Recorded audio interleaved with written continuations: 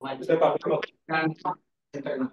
ya, tapi saya dalam rangka promosinya ICSS ini ada masuk media Pak dengan cara yang nggak ada dokter apa. Ya. Saya balik kepada kita. Ini teknologi ini kenapa? Gimana caranya Pak? Bapak ya? Direkam di situ. Kalau Bapak masuk media saya, Bapak banyak lain lagi. Kayaknya lebih sering lagi. Baik, terima kasih. Assalamualaikum warahmatullahi wabarakatuh. Selamat pagi, Bapak-bapak semua, Ibu. Kehormatan buat saya, pagi ini saya diminta ngomong yang kaitannya dengan ini topik itu udah berkali-kali berubah ini. Jadi kalau kita bicara mengenai ini ya tentunya pegangan pertamanya adalah Undang-Undang Sisnaker itu sendiri, Tahun 2019, di mana undang-undang ini teman-teman BUP itu sudah berbalik pada saat ikut penyusunan ini, mulai dengan pendapat saya juga pernah ikut sekali di Pergamenium untuk diucapkan. Nah, kaitannya dengan bagaimana sih sebenarnya pelaksanaan daripada kajian itu sendiri, apa tadi Mas Indra bilang, gimana sih supaya teman-teman itu bisa selamat dari selamat itu sebenarnya tergantung dirinya sendiri yang pertama kali. Jadi dalam kaitan ini memang banyak rambu-rambu yang harus kita tahu. Kalau katanya dengan ini sebentar di benak saya yang namanya undang-undang Cipta Kerja itu adalah justru pegangan yang luar biasa. Kita apresiasi karena kita bisa melahirkan. Hanya kesan saya tanpa itu, sayang dalam pelaksananya tidak sesuai dengan harapan kita. Saya masih ingat bagaimana teman-teman dari kantor Menpan kita sudah memberikan guidance. Bisa di Bapenas juga ada, kalau Bapenas juga ada anak PRT, pusat riset nasional apa itu, dana udah bisa. Tapi the last minute itu yang kita tidak bisa mengikuti. Ini apa? Dalam turunan undang-undang itu sendiri kan itu mengakibatkan perubahan total. Akibatnya dana-dana yang tadi sudah disiapkan, termasuk Bapenas, most pro. Nah, kalau kita kaitan dengan masalah inovasi, itu kan tentunya kita juga ada rambu-rambunya. Salah satu, sebenarnya bukan rambu-rambu, dari segi pendanaan. Kalau pendanaan kan sebenarnya harus, nah, itu lewat APBN kan. Justru APBN itu yang lola harusnya mengikuti organisasi yang di bawahnya ini. Nggak perlu pegang. Tetapi yang penting dikasih target. Itu masing-masing itu mau bikin apa? Paketnya bikin paket apa? Jadi tetap dinamis sehingga teman-teman itu bisa bekerja dengan maksimal. Bukan diinjek-injek cuma 200 atau 20 juta dan seterusnya. Nah sayangnya tadi itu kembali lagi bahwa turunan daripada undang-undang ini tidak sesuai dengan harapan kita. Harusnya BRIN itu yang di bawah yang 4 oleh ini nggak perlu harus begal, harus dilebur supaya tetap eksis sesuai dengan kemampuan atau kapasitas masing-masing. Tuh bayangin aja, mungkin masih teman-teman masih ingat nanti Mas Aspin bisa nambahin satu. Bagaimana dulu BPIN, Badan Intelijen Strategis, kita tuh udah nyiapin produk-produk unggulan. Jadi produk hilirisasi udah ada. Banyak. Apa artinya apa? Kita dibunuh pelan-pelan. Siapa pembunuh? Ya. Apa yang terjadi?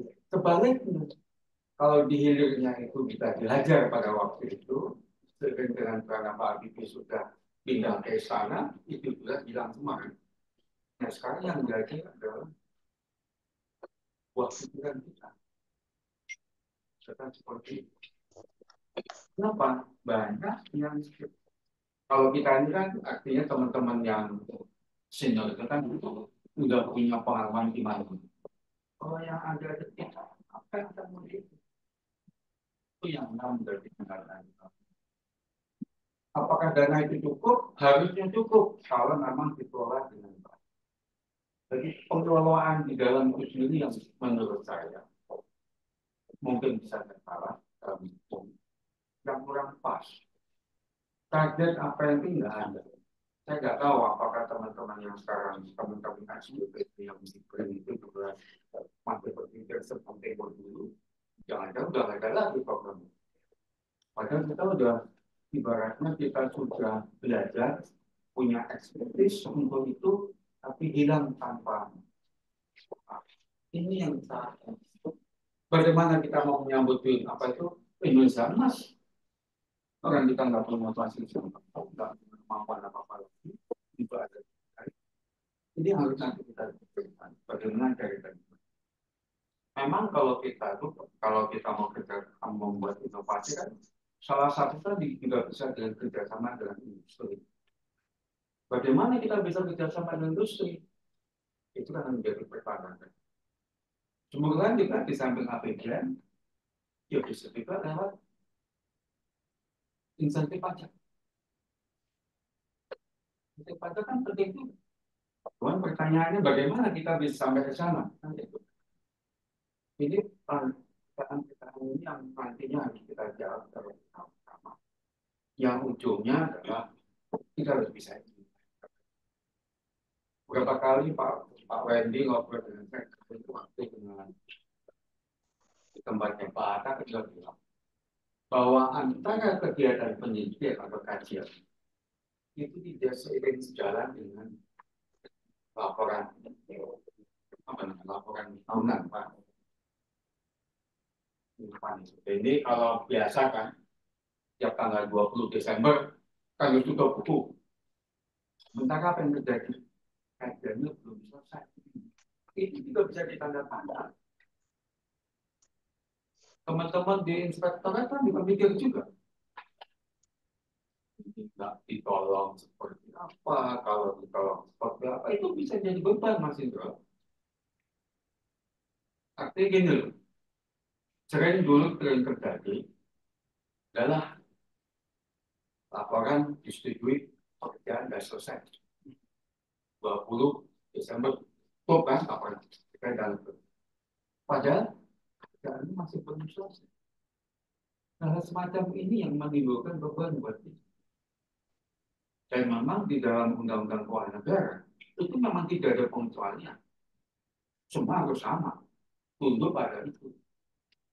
Kalau misalnya nggak bisa, ya itu kan bebannya itu. Jangan sampai seperti kejadian yang hari Kompas hari ini. Kejadian Akbasul membuat polisi yang justru mengundurkan diri sendiri atau berangkat masuk ke seperti itu. Bukan nggak boleh. Tapi ini sesuatu yang boleh dibilang itu yang dihadapi oleh teman-teman sebagai peneliti atau perekayasa. Ini yang tadi itu sekarang bagaimana saudara? Nah, buat saya memang dilematis. Kalau tadi itu dari segi pendanaan, sesaat lagi hanya itu kurang ada Undang-Undang Nomor 28 Tahun 1999 tentang pada negara yang bersih, bebas dari korupsi dan nepotisme KKN. Itu dulu gara-gara itu gue tampil, hebat seluruh Indonesia pada zaman saya KPKP, nah itu top. Undang-undang. Setelah itu dibantai. Muncullah Undang-Undang 31, Undang 3 Peter korupsi, dan terakhir itu ada perubahan Undang-Undang Nomor 20 tahun 2001. Tapi intinya tetap ada sama. 2021. 2001 Undang-Undang perubahan. Tapi itu yang harus menjadi rambu-rambu. Di samping itu sebetulnya sebagai peneliti juga tidak bebas betul-betul. Misalnya kan kita kan birokrasi juga. Kita harus memperhatikan undang-undang birokrasi itu sendiri. Nggak bisa karena hukum administrasi negara harus disebut. Memang dilematis. Kita ingin berkarya, tetapi rambu-rambu yang harus dilewati itu luar biasa. Nggak bisa sembarangan. Jadi kembali lagi bahwa kalau misalnya tadi saya apa yang saya sampaikan dan input sama Pak Wahyu tadi, undang-undang itu kan tidak ada ketentuan. Saya ingin nantinya itu semacam kita punya satu konsepsi bahwa ayo kita garap, kita buat usulan untuk revisi tentang undang-undang wanita yang terkait dengan khususnya untuk kegiatan-kegiatan kajian. Itu bisa. Bagaimana cara yang kita buat sendiri? Kajian itu satu, kita soal ke pramuka, BPKP. Kita soal ke Gatot Broto, BPK. Iya. Kenapa? Karena beliau yang nangkep, dia periksa supaya kita ada jalan keluar. Masa iya sih nggak bisa itu? Orang ini tidak untuk kepentingan bangsa. Alasan cuma satu, mencabut Indonesia. Itu harus kita lakukan. Itu apa? Momentum itu saat ini. Jembatan ada. Jembatan sekitar satu lewat Mister Akses. Itu yang kita lakukan. Antara jasa. Nah, itu kan kita harapkan bisa tampil di situ. Iya. Bagaimana ini penting. Selama ini tidak ada perubahan sampai kapanpun juga yang namanya inovasi akan sulit untuk berkembang. Apalagi saya waktu itu pernah baca ada video antara demokrasi dan inovasi itu sulit untuk bisa bersatu. Tapi sekarang bagaimana kita bisa seiring sejalan untuk mungkin sementara itu aja dulu Pak Wendy.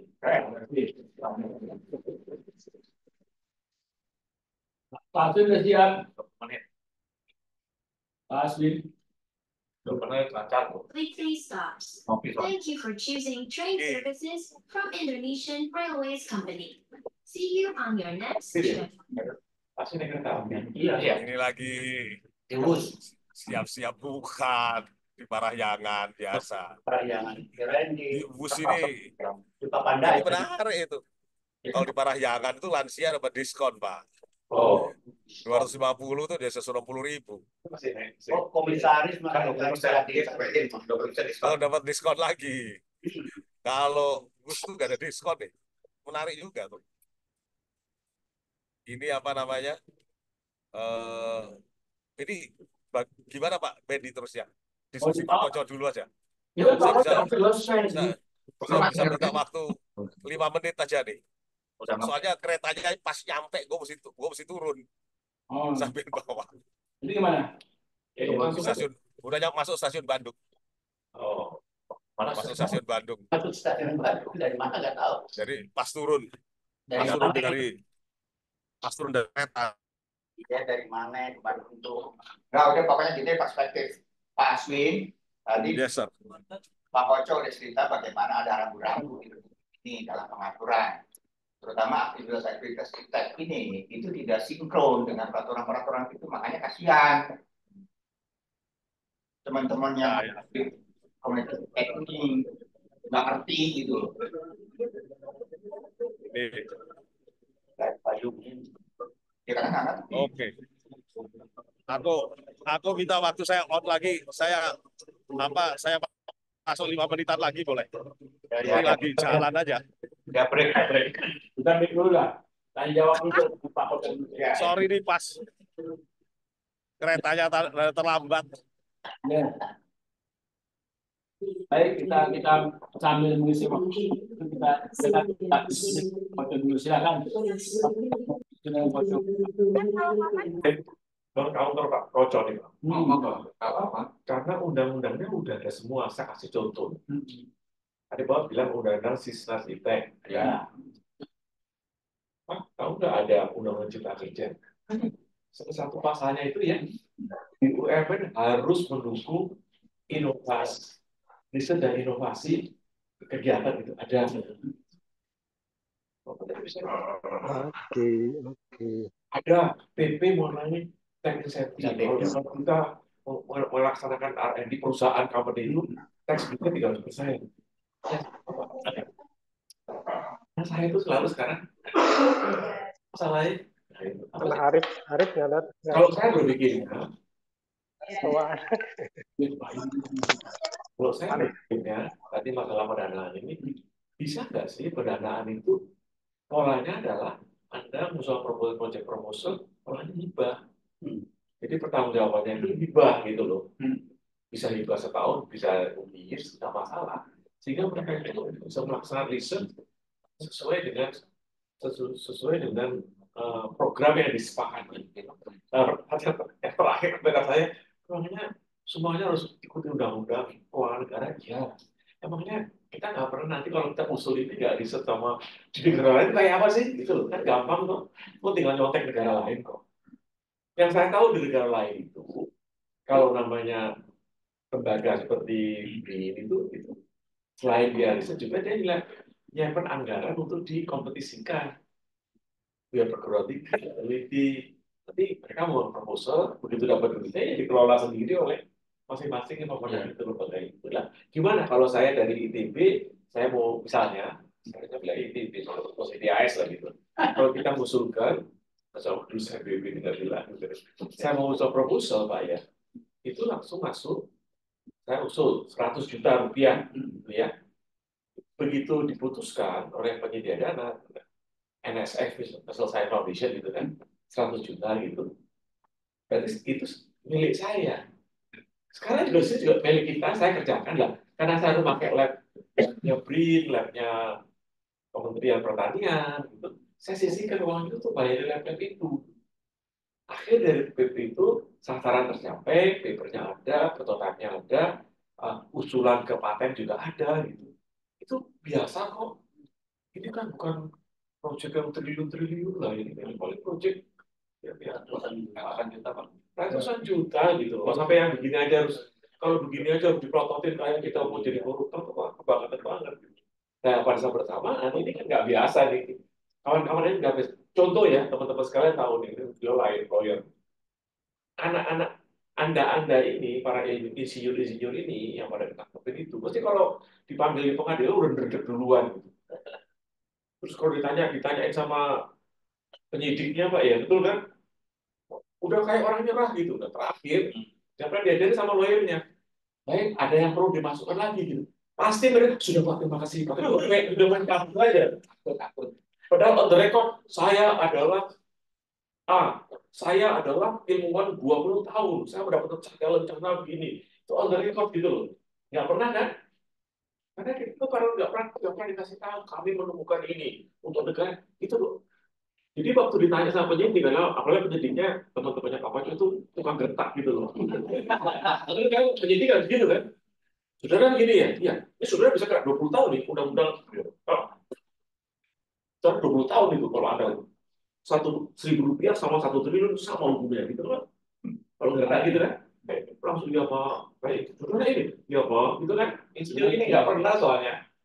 Waktu terakhir itu Mas Anton terakhir, saudara ada yang perlu tambahkan lagi gitu. Masih sudah Pak cukup Pak, dari kabur aja kan. Padahal kalau dia on the record pengadilan itu menguntungkan memperkuat dia. Jadi yang begini Pak. Ya, kalau saya itu terus terang kasihan sama teman-teman. Kalau lihat orang-orang pada korupsi triliun miliar gitu, ini nggak ada apa-apanya ini. Silakan Bapak jawab. Ya, silakan Bapak jawab. Saya bisa, bentar, saya supaya nggak lupa. Yang dinamakan mesin birokrasi itu adalah salah satu faktor yang kalau bisa dianggap meringankan. Tapi tidak mengurangi kesalahan itu sendiri kalau ada kesalahan. Karena seperti itu, tetap ukurannya adalah boleh dibilang saya penerima bintang Mahaputra. Iya, bisa. Yang sekedar untuk mengurangi. Tapi proses apakah dia terjadi itu nggak bisa berubah. Sekali kita melakukan masalah itu akan bekerja semua. Kalau itu kan memang salah satu teknik bagaimana supaya orang bisa bicara menyampaikan seperti itu. Saya tidak dilakukan di mereka berhari-hari untuk supaya ngaku. Tapi kembali lagi masih belum. Tidak pidana itu tukar itu sesuai dengan apa yang ada di dalam undang-undang nomor 31 itu. Memang ada dua. memperkaya diri sendiri atau memperkaya orang lain termasuk korporasi. Ini yang tanpa disadari oleh itu hanya salah satu. Apa saja kasih ini. Pengusaha pasti berusaha bagaimana untuk menggolkan apa yang diinginkan dengan cara apapun juga. Kalau kitanya sendiri, makanya saya bilang, siapa yang bisa melindungi peneliti? Itu dirinya sendiri pertama kali. Tapi dia kan sudah segala ilmunya. Nah, kayak seperti itu. Harus itu. Nggak bisa, enggak. Oh ya, suruh bayar kan Itu gitu. Artinya apa? Saya juga kasih ya, makanya tadi saya kasih contoh. Yang kasus BPS itu, yang sekarang anggota 3 BPK. Dia hanya mengatakan, ayo surat perintah apa itu pemeriksaan ulang tidak terpenuhi dengan harapan apa hasilnya tidak merugikan keuangan negara. Kalau itu enggak disetujui, gedung bundar stop. Ternyata tidak. Kenapa? Itu sudah bisa diindus bahwa di balik itu ada rempeyek yang ada udah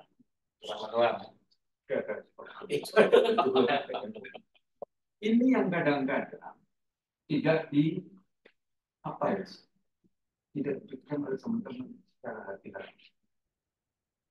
Apalagi Mas Anton hati-hati sama apa? Haji-haji. Haji-haji. Ada yang haji-haji, ada yang hati-hati. Haji-haji lagi mumpung. Oh, haji-haji. Ada yang mumpung kan, tapi kan beda. Ini yang sering terjadi. Itu ini contoh ini. Tapi kalau menurut saya juga ingat dulu di BBC. Ini versi saya ini juga termasuk perbuatan yang sebenarnya tidak boleh dilakukan. Lapor Pak Wendy udah nyampe di tempat. Tunggu dulu. Cek itu. Cek itu pada waktu itu. Besok Starlink yang pasang Pak Wendy nih di CTIS. Boleh ini boleh.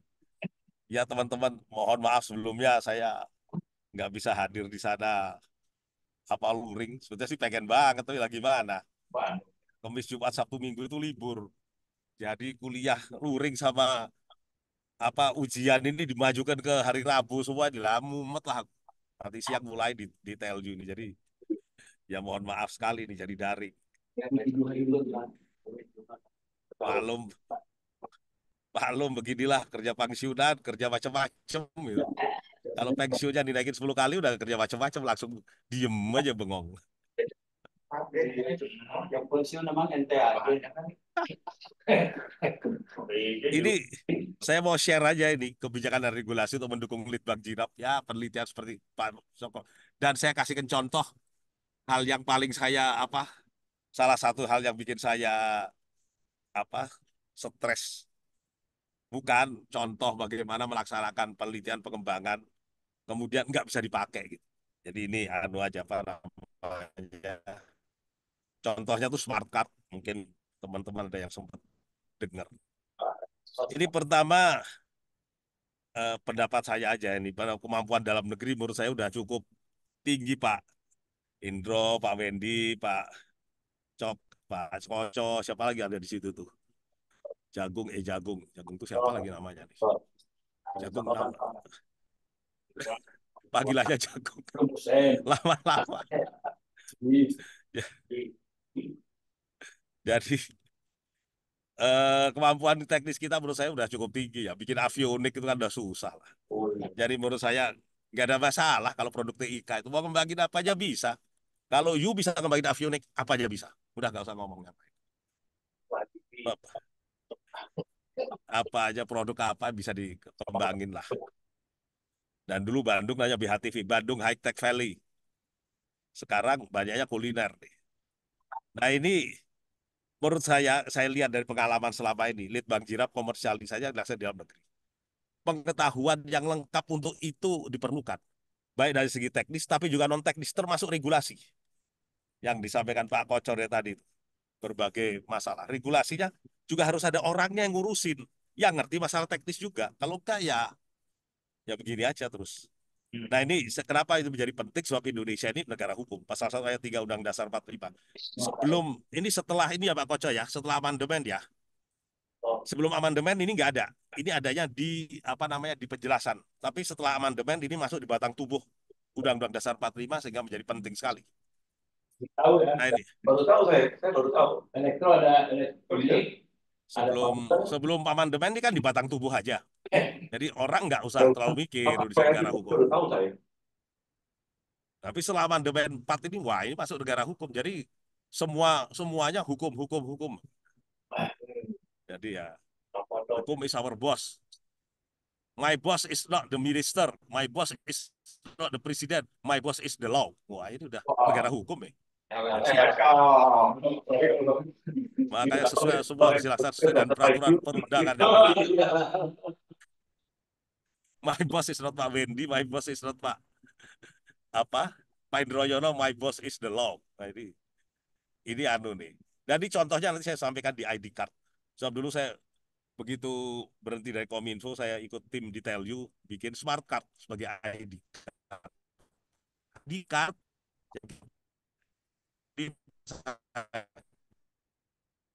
ini penjelasan aja. Pertama, ini secara umum aja ya. Baik dengan berbagai produk tentunya bisa beda-beda dikit. Ada ide, ada visi studi, ada produksi atau enggak. Kalau yes, maka kita mulai bikin desain. Mau produk hardware, mau software, atau aja bikin desain dulu dalam kertas. Nah, habis itu kita baru bikin lab model. Nah, ini menarik, lab model ini umumnya hanya untuk menguji bahwa ide kita oke. Ide untuk mendesain ini jalan, bisa dipakai. Pokoknya jalan aja barangnya. Lab model. Kita bisa bikin paper, bisa bikin tulisan, dan seterusnya. Nah, setelah lab model, kita bikin lab prototype. Setelah lab prototype, kita bikin production prototype. Setelah production prototype, baru bikin commercial prototype. Baru setelah itu produksi dan kemudian komersialisasi. Ini gambaran secara umum dan nanti kita lihat kesulitan apa di tiap tahap. Pertama di poin 1, lab model menguji bahwa desain sudah benar. Umumnya dilaksanakan kita di lab dan peralatan yang ada, komponen material yang ada di pasar. Kalau di elektronik dulu, di Bandung ini beli komponen di Cikapundung. Masih nggak tahu deh. Pak Indroyono masih ingat nggak tuh Cikapundung? Ya, udah lupa lagi. Cari komponen elektronik di Cikapundung. Jadi kita mau bikin prototype gitu di lab, ya beli komponen di Cikapundung. Jadi ya begitulah. Nah tapi dengan pola gitu kita bisa jalan. Alat-alatnya ya alat yang ada di lab. Mungkin dikalibrasi, mungkin juga enggak. Pokoknya jalan aja idenya. Nah, tetapi yang penting itu bahwa pada satu dari output ini telah dapat dihasilkan karya ilmiah, paten, HKI, bisa dibikin. Nulis saja kok, bikin paper aja bisa. Bahwa apa namanya ini telah dicoba, ini coba. Dan komponennya beli Cikapundung nggak usah diomongin. Tapi bukan komponen ini, dan seterusnya. Tapi begitu kita masuk kedua, yaitu lab prototype, ini baru masalah. Dan kalau lab model ini biasanya dari segi keuangan segala macam gak ada masalah lah, belum perlu resistor 2 biji, beli resistor 2 biji, perlu apa namanya amplifier 1, beli amplifier 1, gitulah. Tapi begitu kita masuk ke lab 2, lab prototype, itu kita laksanakan dan peralatan komponen material yang sudah tersertifikasi. Nah, di sini perlu perhatian khusus dan regulasi yang ada. Kenapa demikian? Lab prototype ini saya nggak bisa beli komponen sembarangan. Saya harus beli resistor, kapasitor, amplifier dari certified supplier. Saya nggak bisa dari Cikapundung gini sekarang. Sebab ini harus nanti sama dengan barang yang diproduksi. Masalahnya sekarang. Dan ini apa operasionalnya. Kalau kita beli resistor komponen elektronik gitu dari certified supplier nggak bisa ketengan biasanya. Itu ada satu blok, satu bundel gitulah. Beli kapasitor minimum harus misalnya 10 biji atau 100 biji digulung. Ini certified, nggak bisa dipotong satu aja ya Pak ya, nggak bisa. Umumnya nggak bisa, walaupun mungkin bisa juga ya kalau ada yang mau. Tapi nggak bisa ya belinya satu paket gitu. Masalahnya saya beli 10, dipakai 2 biji. Nanti begitu Pak Koco jadi inspektur datang ngecek, kenapa beli 10 padahal dipakai cuma 2?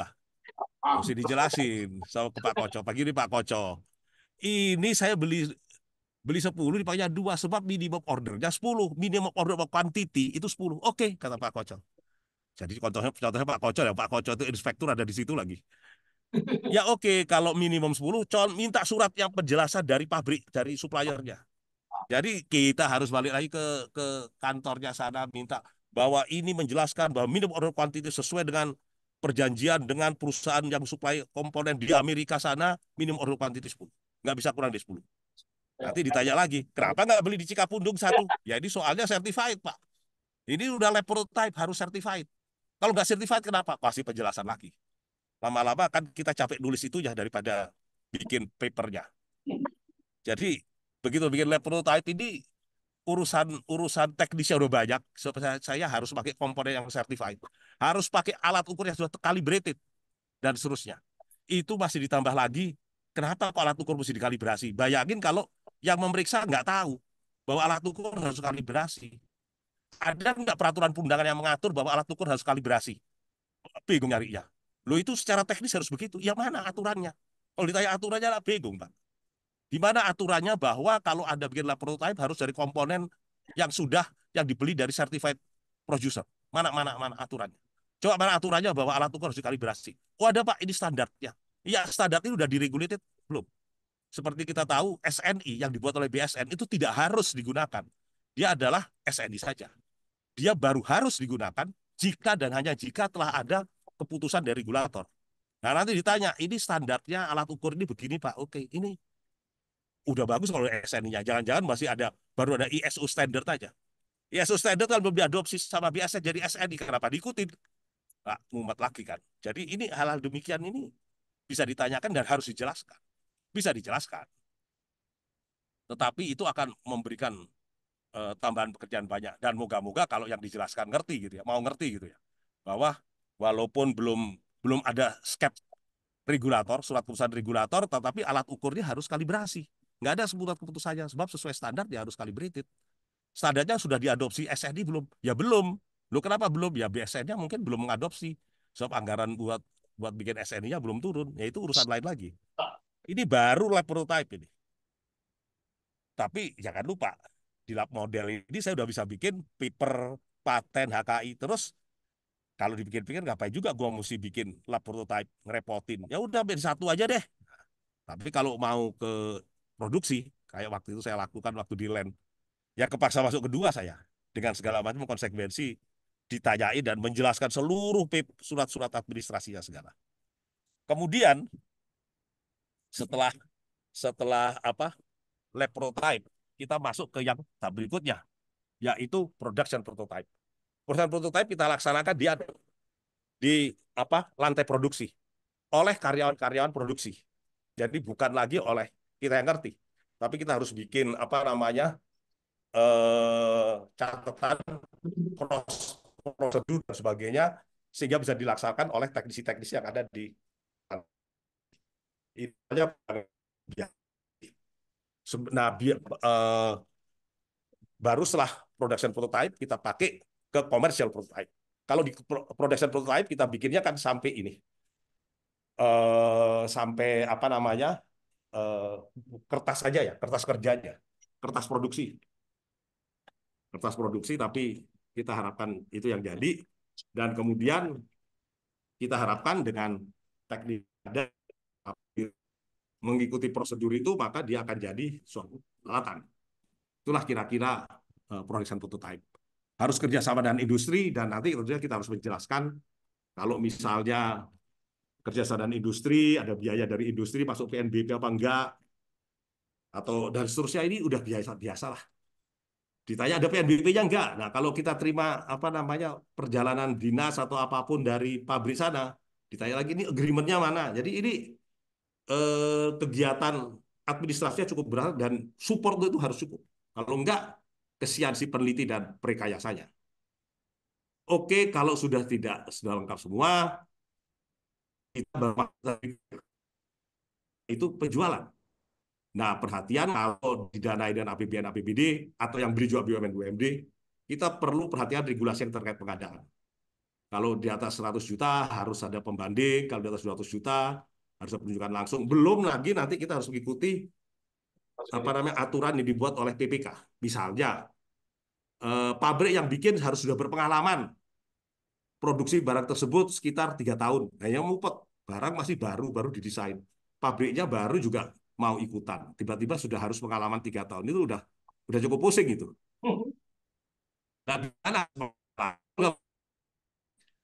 Ditanya, beli produk dari pabrik yang belum berpengalaman, nah, perkara lagi. Padahal itu udah ada pengalaman 3 tahun, barangnya bagus, lebih murah lagi, atau sama harganya. Nggak susah ya Pak. Nanti Pak Koco mungkin bisa menjelaskan. Ini kalau ditanya kenapa saudara PPK dan saudara KPA menyetujui pengadaan barang dari industri yang belum 3 tahun pengalaman. Padahal situ sebelah itu produksi barang sama, harganya sama, tapi industrinya sudah berpengalaman lebih dari 3 tahun. Lo kan logikanya, by any logic, ya harusnya kami udah pengalaman dong. Itu logika. Nah, bagaimana kita bisa menjelaskan hal tersebut? Ini perlu ini kalau ditanya. Kalau nggak bisa jawab, repot, Pak. Nanti nggak BTP itu, malah jadi temuan, harus dapat teguran lagi. Begitu dapat teguran ini sudah perkara ini. Nanti naik pangkat ditanya, kok sering sekali dapat teguran ya? Wah. Jadi ini hal-hal demikian perlu kita perhatikan. Ini kecil-kecil Pak Indro, tapi seperti kita ketahui, almarhum Pak Samaun, guru saya, itu selalu bilang, the devils are in the details. Setannya tuh ada di detail, bukan yang besar-besar. Kita nggak pernah jatuh karena nabrak batu. Kita jatuh karena kesandung kerikil. Maka the devils are in the details. Dan detailnya ya seperti ini. Bikin penjelasan kenapa harus beli minimum 10, mana suratnya, kenapa kok harus dan seterusnya seperti yang saya sampaikan tadi. Oke, kalau ini diskusi pelaksanaannya, maka berikutnya kita lihat nggak mau. Nah,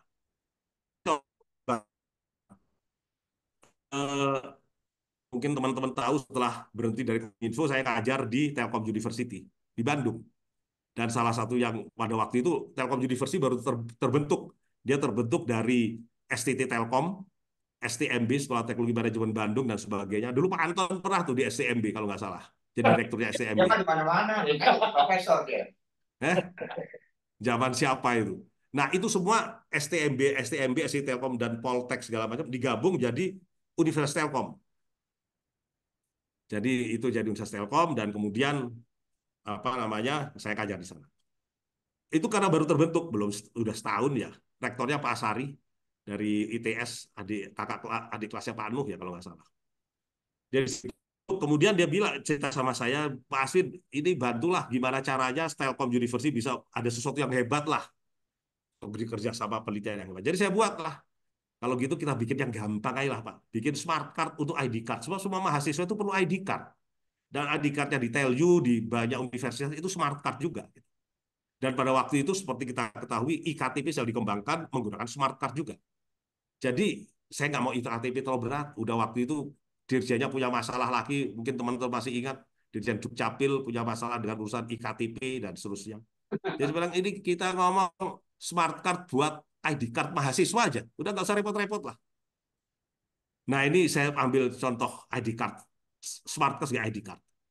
Dimulai tahun 2010, ada studinya di Kominfo 2010 lalu 2015. Nah riset smart card ini sejak 2016 pada waktu itu oleh KSC, Konsorsium Smart Card Indonesia, kerjasama 4 universitas, ITB, UI, Unhas, TELU. Nah ini kalau Anda melihat dari 4 ini, TELU itu universitas yang paling muda dan swasta satu-satunya. Jadi buat ngangkat lah. Berarti TELU gitu kan kerjasama sama ITB, UI, Unhas yang terbesar di Indonesia Timur. Jadi lumayan keren. Ketika bikin MOU itu Pak Asari, walaupun universitas baru tapi keren gitu kan. Bareng ITB, UI, Unhas gitu kan. Nah ini bikin smart card mencakup lengkap lah. Dari semikonduktor, chip, kartu reader, operating system, sampai aplikasi SAM, sampai security access modul itu. Dan kerjasama dengan industri juga. Nah tahun 2018, Kemenristek-Dikti melalui waktu itu siapa ya dirjennya? Pak Jumain kalau nggak salah. Iya Pak Jumain, betul ya Pak Jumain. Saya mungkin salah nih. Tahun 2018 Kemenristek-Dikti membiayai penggunaan prototipe dalam jumlah besar, puluhan ribu bikinnya, untuk digunakan para mahasiswa baru di 4 universitas dan ID card Hakteknas, Hari Kebangkitan Teknologi Nasional tahun 2018 sudah menggunakan smart card hasil penelitian ini. Nah ini foto-fotonya mungkin untuk mengingat. Ini studi di Kominfo tahun 2010. Tahun 2010 kita bikin studi bahwa smart card itu potensinya besar sekali. Tahun 2010 saya masih di Kominfo itu. Dari Balitbank waktu itu kita komunikasi dengan Balitbank, bikin studi inilah. Balitbanknya itu Balitbanknya kalau saya nggak salah waktu itu 2010 siapa ya? Pak Cahyana kalau nggak salah. Pak Cahyana. Bapenas tuh ini. Hah? Virus apa yang dari Bapenas itu virus Tek? Bukan, itu setelah itu. Yang Bapenas itu Pak ini ini sampai lupa namanya. Sekarang iya yang dari BPPT. Tapi 2010 ini gua ngomong, yang sekarang tahun 2010 itu Pak Cahyana kalau saya nggak salah. Ya, itu ada Bu Loli. Bu Loli kan inget itu. Tahun 2010 siapa Balitbank tuh? Pak Cahyana, terus diganti Pak Basuki, terus diganti Pak sekarang. Jalan, terus lah. Tapi ingat apa-apa. Nah ini kajian pasar smart card oleh Balitbank Komite tahun 2015. 2010 bikin studi bahwa potensinya besar. 2015 bikin studi lagi bahwa potensinya besar, value chain-nya seperti ini, pasarnya besar. Ini studinya kementerian ini, pasarnya besar. Kalau dipakai, kan gitu. Pada Hakteknas 2016 ditekenlah konsorsium ini. Konsorsiumnya diteken 2016. Ini rektor-rektornya pada datang juga. Ini 2016 bikin pamerannya juga dan sebagainya. Tapi pameran Ristek Dikti, ingat nggak? Waktu itu Kemenristek juga Kemenristek Dikti kan. Jadi diktinya ada di situ. Jadi universitas diurus sama mereka. Dan ini kegiatan hasil-hasilnya saya tunjukkan sebentar. Core teknologinya pada chip semikonduktor. Nah, karena belum ada foundry, maka chipnya didesain di Indonesia, tapi kemudian foundry-nya di luar. KSCE jadi bikin smart card-nya, kemudian diisi berbagai perangkat lunak. Nah, aplikasi utamanya pertama itu adalah untuk ID card. ID card doang. Yang bisa langsung digunakan oleh seluruh universitas peserta KSCE sebagai ID card mahasiswa. Nggak berat-berat amat kan. Aplikasinya untuk apa? ID card mahasiswa dan karyawan universitas. Udah, gampang aja lah. Nah, aplikasi lain bisa ditambahkan. Dipakai buat apa? Terserah. Bukan bikin buku, perpustakaan, buka kuinpit, segala macam boleh. Tapi yang dibikin bersama adalah ID card buat mahasiswa. Sederhana banget ya. Nah, ini cuma bilang aja bahwa data itu hal yang penting. Data ini disimpan di chip semikonduktor, dan untuk membuka data ini perlu SAM, Secure Access Module, yang didesain oleh KSCE. Yang ngerti cuma di KSCE. Kalau KTP-nya apa namanya Pak Koco saya nggak tahu tuh, yang pegang SAM-nya itu siapa, Secure Access Module-nya siapa yang pegang. Ini penting itu, data-data ada di situ. Chip semikonduktor kita pakai semuanya lah. Nah ini untuk catatan lain, chipnya ini dikerjakan di PAU ITB, PAU Mikroelektronika. Kemudian desain sistem dan perangkat lunak dikerjakan tim dari ITB, UI, TELU, dan UNHAS. Reader dikerjakan tulang di TELU. Foundry chip dikerjakan di luar negeri, sebab nggak ada di sini. Tapi testingnya dilaksanakan di Poltek Batam. Mungkin teman-teman yang suka ke Batam tahu ada Poltek Batam. Dia salah satunya, setahu saya, di Indonesia yang ngerjakan testing semikonduktor. Nah, seluruh kegiatan disupport oleh industri anggota kita berempat. Ini contohnya, punya UI, itu Jagung masih ngajar di UI kan? Oh, Jagung masih ngajar di UI itu. Pedro Yono ngajar di UI juga, atau ngajar di ITB. Ini ITB juga ada, ITB ada, UI ada, TELU ada. Jadi lengkap ini. Apa UNHAS ada 4 universitas itu kita bikin prototip untuk 4 universitas. Dan para mahasiswa baru, sebagian mahasiswa baru, nggak semuanya, kita buat prototip ribuan dan kemudian dipakai oleh para mahasiswa baru. Dicoba anggaran Kemenristek Dikti. Jadi anggaran Kemenristek Dikti sebagai bikin prototipe, tapi jumlahnya nggak 1-2, jumlahnya ribuan, langsung ribuan, prototip jumlah ribuan. Jadi gimana caranya ngocok-ngocok mau datang ke Pak Jumain, sampaikan itu urusan lain. Ya, wong kenal kita kan juga kenal. Pak Jum gimana nih? Masa bikin prototip cuma 1? Bikin prototip 15.000. Bikin prototip. Ini prototipnya punya TELU. Saya ambil contohnya. Ini chipnya dibikin di situ, semiconductor chip, sampai chip yang sudah diberi konektor. Smart card to ID card. Jadi, dan dari dibikin prototipnya ribuan. Nah, kegiatan selanjutnya ini jadi yang mahal. Kemenristek Dikti mengharapkan smart card itu tahun berikutnya, jadi setelah tahun 2018 dia bikin prototip ribuan, tahun 2019 dan seterusnya dapat digunakan langsung oleh universitas tersebut. Jadi, permintaan Kementerian Ristek itu sederhana. Tolong lu universitas, lu udah mengembangkan smart card buat ID card mahasiswa. Tolong tahun 2018 gua udah biayai lah buat bikin prototip sampai ribuan biji dan udah dicoba.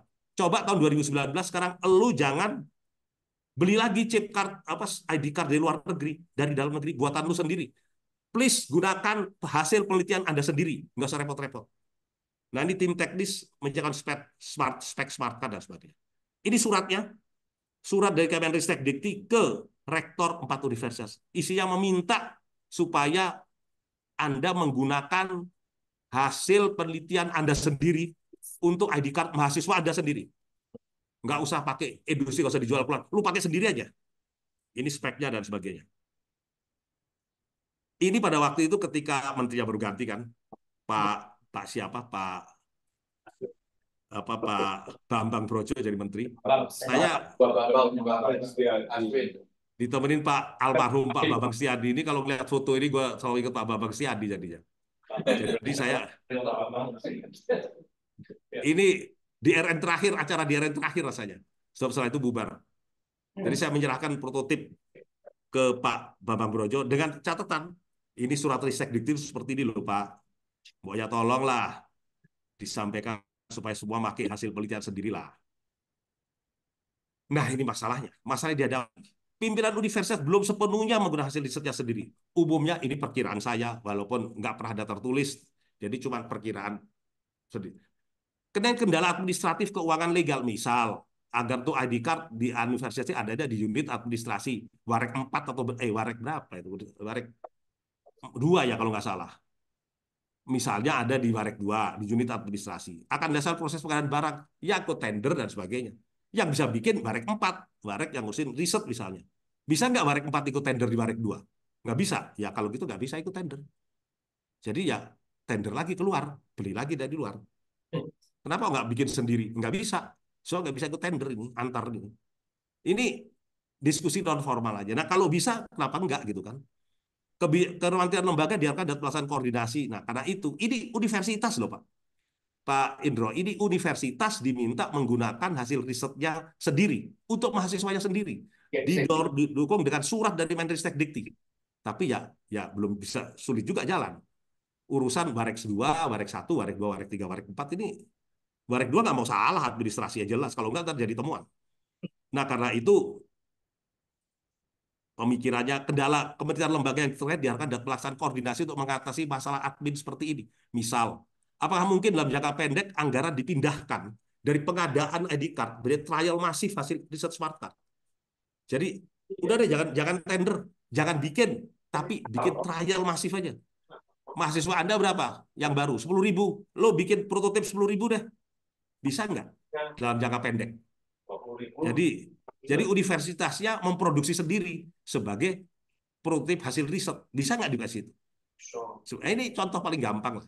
Ini pakai sendiri aja loh. Wong yang kerja itu Warek 4, Warek riset lah. Warek 4 itu kalau di Teli Warek riset.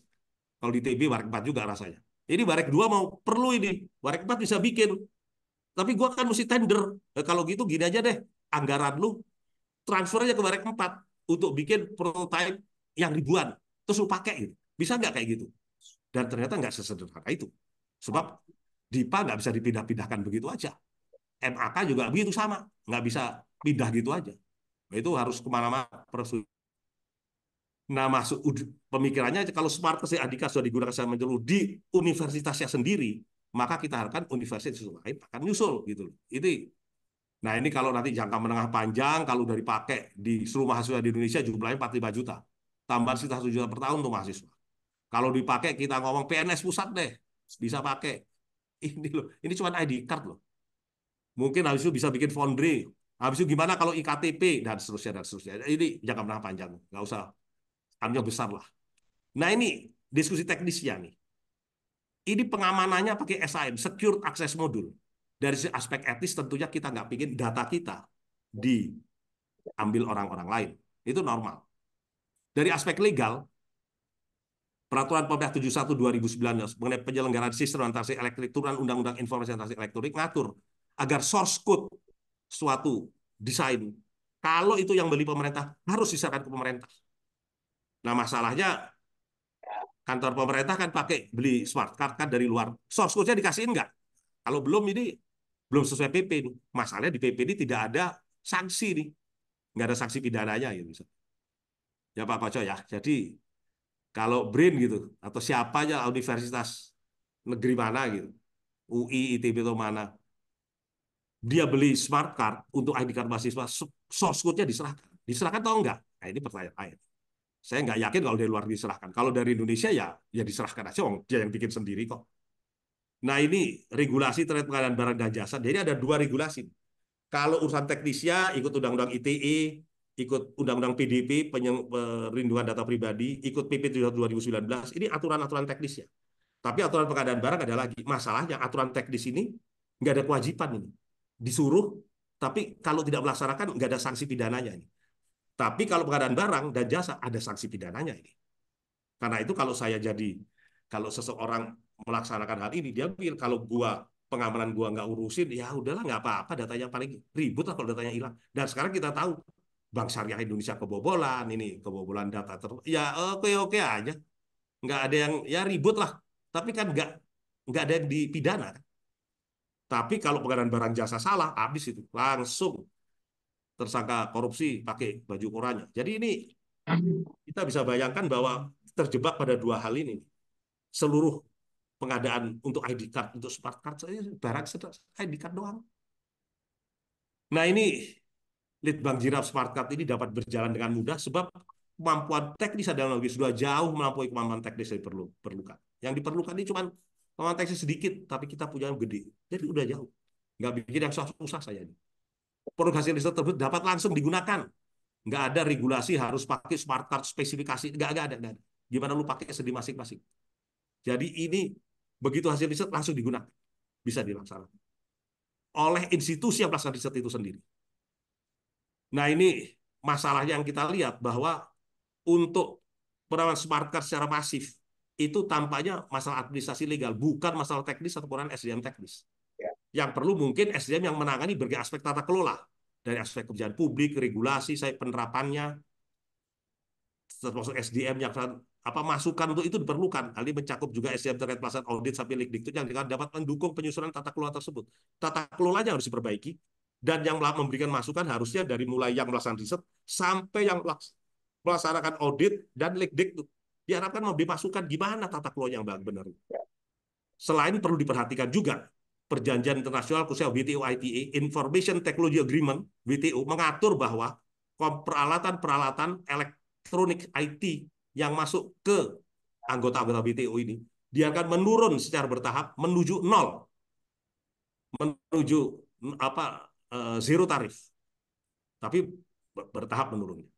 Agreement on e-commerce on software itu mengatur bahwa software boleh ditransmisikan antar negara tanpa tanpa halangan. Kemarin saya taruh di WA Group juga ini, WTO ITA dan e-commerce on software. Jadi kalau kita bikin produksi, Bapak bayangin, teman-teman bayangin, kalau kita memproduksi smart card atau ID card, kan mesti beli plastik, mesti beli chipnya, mesti kerjain di luar negeri, mesti beli material dari luar. Material ini bukan masuk produk IT nih, bisa-bisa bayar biaya masuk antara 5-15%, 10%, 15%, tergantung produknya. Tapi kalau produk chip card ini masuk WTO ITA, dan softwarenya masuk agreement on e-commerce on software, yang tidak boleh ada halangan tadi. Jadi kita menghadapi 2 hal. Kalau mau bikin ini harus import, sebagian komponen harus import juga. Ini ada WTO ITA dan e-commerce on software. Belum lagi agreement, aturan-aturan di dalam yang mengatur bahwa ini harus ikut aturan keuangan, ikut aturan dan sebagainya, yang bisa aturan yang memang harus kita ikuti. Nah, ini cuma saya ingatkan aja bahwa Bapak Presiden memerintahkan Gedung A, Tamrin 8 ini kan Bapak-bapak sekalian kan duduknya di Tamrin 8 gedung depan kan. Ini perintah kepada menterinya. Pak Jokowi memerintahkan benci produk asing. Tapi kan ini nggak cukup cerita sampai benci aja Pak Koco. Harus ditindaklanjuti. Ini penjelasan Pak Luhut ini. Harus kita gigit sekali-sekali. Ini mana? Langsung ngomong kita harus bencilah itu. Kemudian dibuat meningkatkan semangat dan komponen dan barang dalam negeri. Pak Luhut bercerita, bapak-bapak dan sebagainya. Ini silahkan dibuka sendiri, dan mestinya karena teman-teman sekarang ada di lantai 20 gedung depan Tamrin 8, bisa langsung nanya ke yang bikin berita ini. Apalagi Pak Indro kenal baik, langsung aja kan telepon ke situ. Betul ya, Freddy? Nah, yang saya sampaikan tentunya tindak lanjut arahan presiden yang mungkin perlu studi lanjut untuk regulasinya seperti apa. Bahwa presiden menyatakan itu regulasinya mesti seperti apa kalau gitu. Misalnya sanksi administrasi pidana atau pelanggaran pengadaan barang jasa. Apakah harus langsung pidana? Apakah bisa sanksi administratif aja? Misalnya. KPI institusi penelitian, universitas paper, paten, WTP, atau apa ini? Apa key performance indikator lembaga penelitian atau universitas ini? Paten itu jadi profesor ini cukup paper paten, atau kalau rektor BTP gitu, atau harus ada produk yang dijual. Ada KPI terkait hilirisasi industri eksploitasi hasil riset di universitas gitu. Kalau nggak ada, terus ngapain gitu kan? Kalau saya jadi rektor, gue pikir ngapain juga mikirin wong nggak ada KPI-nya kok. Kita semua bisa jadi guru tanpa repot-repot tadi. Ini aja nih. Sampai ke poin 1 tadi yang saya gambarkan di depan. Peraturan-peraturan terkait keuangan, KPI pemeriksa, auditor nih KPI-nya apa ini? Kalau ada yang salah harus langsung ditekan atau gimana? Atau kasih perbaikan dulu lah. Pertama. Kedua, kalau gitu dirubah dulu lah aturan audit ini. Pertama dibimbing, kedua dibimbing atau gimana? Atau langsung dapat teguran. Jadi hal-hal semacam ini. Nah, berikutnya kasus-kasus hukum yang jadi perhatian pelaksanaan Litbang Jira perlu direview. Apa ya kasus hukumnya supaya kita ngerti nih punya masalah seperti ini. Nah, teman-teman sekalian, ini produktika lain juga sama menurut saya. Gambarannya perlu regulasi perbaikan dan mau smartphone, mau ID card, mau 4G BTS, mau AI apa aja lah. Kira-kira nggak akan jauh sama smart card lah masalahnya. Nah, teman-teman sekalian, ini pendekatan untuk prioritas penelitian. Kita tahu sekarang saat ini pemerintah melaksanakan penelitian. Sekarang prioritas penelitian apa? Biasanya prioritas itu melihat topiknya apa nih? Oh, AI ini lagi berkembang. Oke, itu penting. Siapa yang bilang AI nggak penting? Kemudian siapa yang bilang bahwa inovasi nggak penting? Penting lah inovasi. Karena ini kayak mengusulkan di diskusi. Gimana kalau kita prioritas pertama diberikan kepada institusi pelaksana riset yang memberikan komitmen hasil riset akan dipakai sendiri. Yes. Baru akan ditawarkan ke lain. Jadi bukan bahwa topik itu sangat hebat seperti AI. Bukan topik itu akan menghasilkan jurnal Q1 seperti paper apa. Tetapi bahwa hasil penelitian itu akan dipakai dia sendiri. Dia sendiri dulu aja, nggak usah berhasil dijual.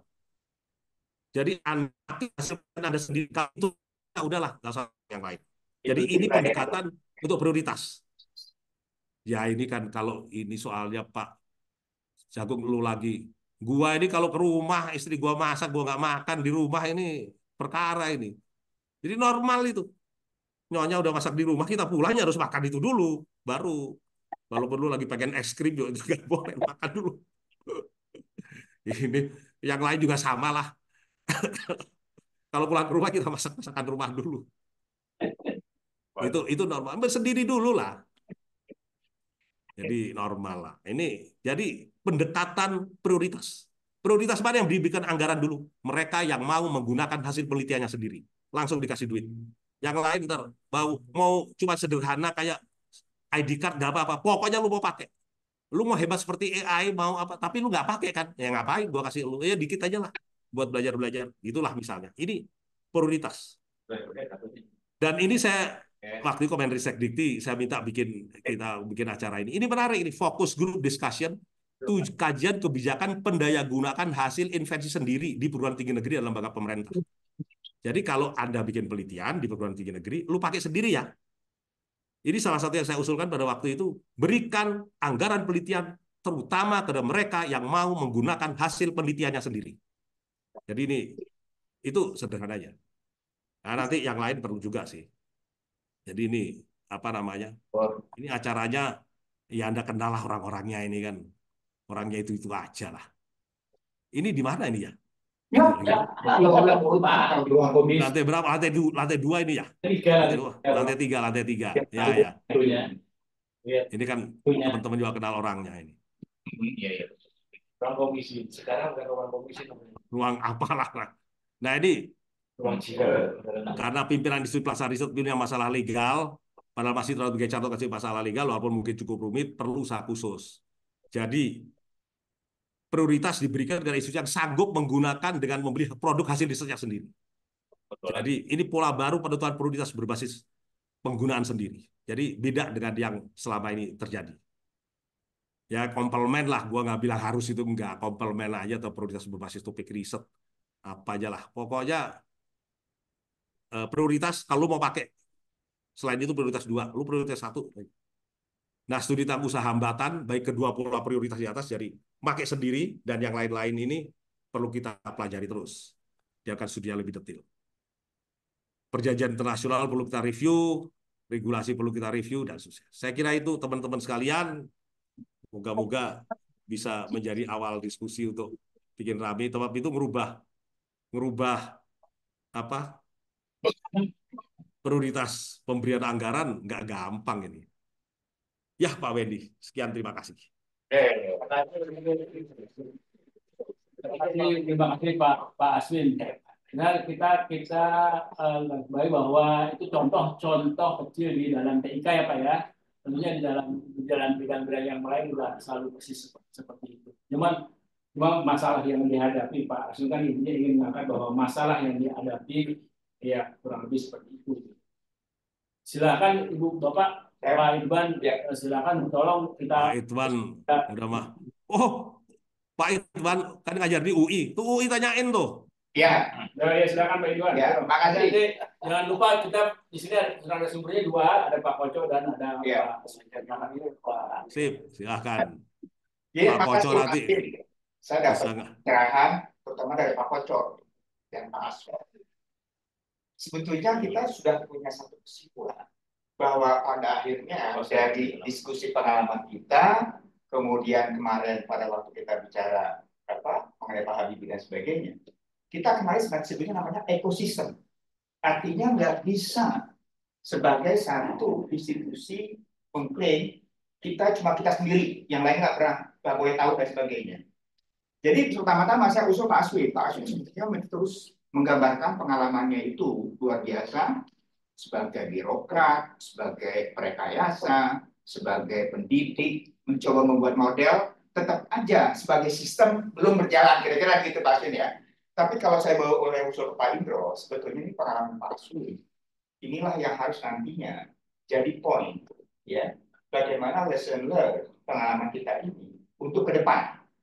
Ukuran-ukurannya sangat jelas, yaitu impact. Tidak cuma paper, paten, dan sebagainya.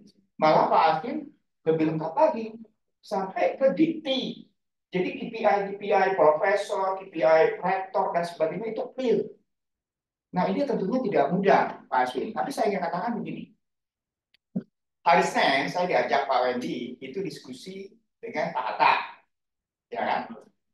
Jadi kita kalau kita belajar seperti ini, kita tahu bahwa ternyata siapa yang meninggal Salim Said itu benar.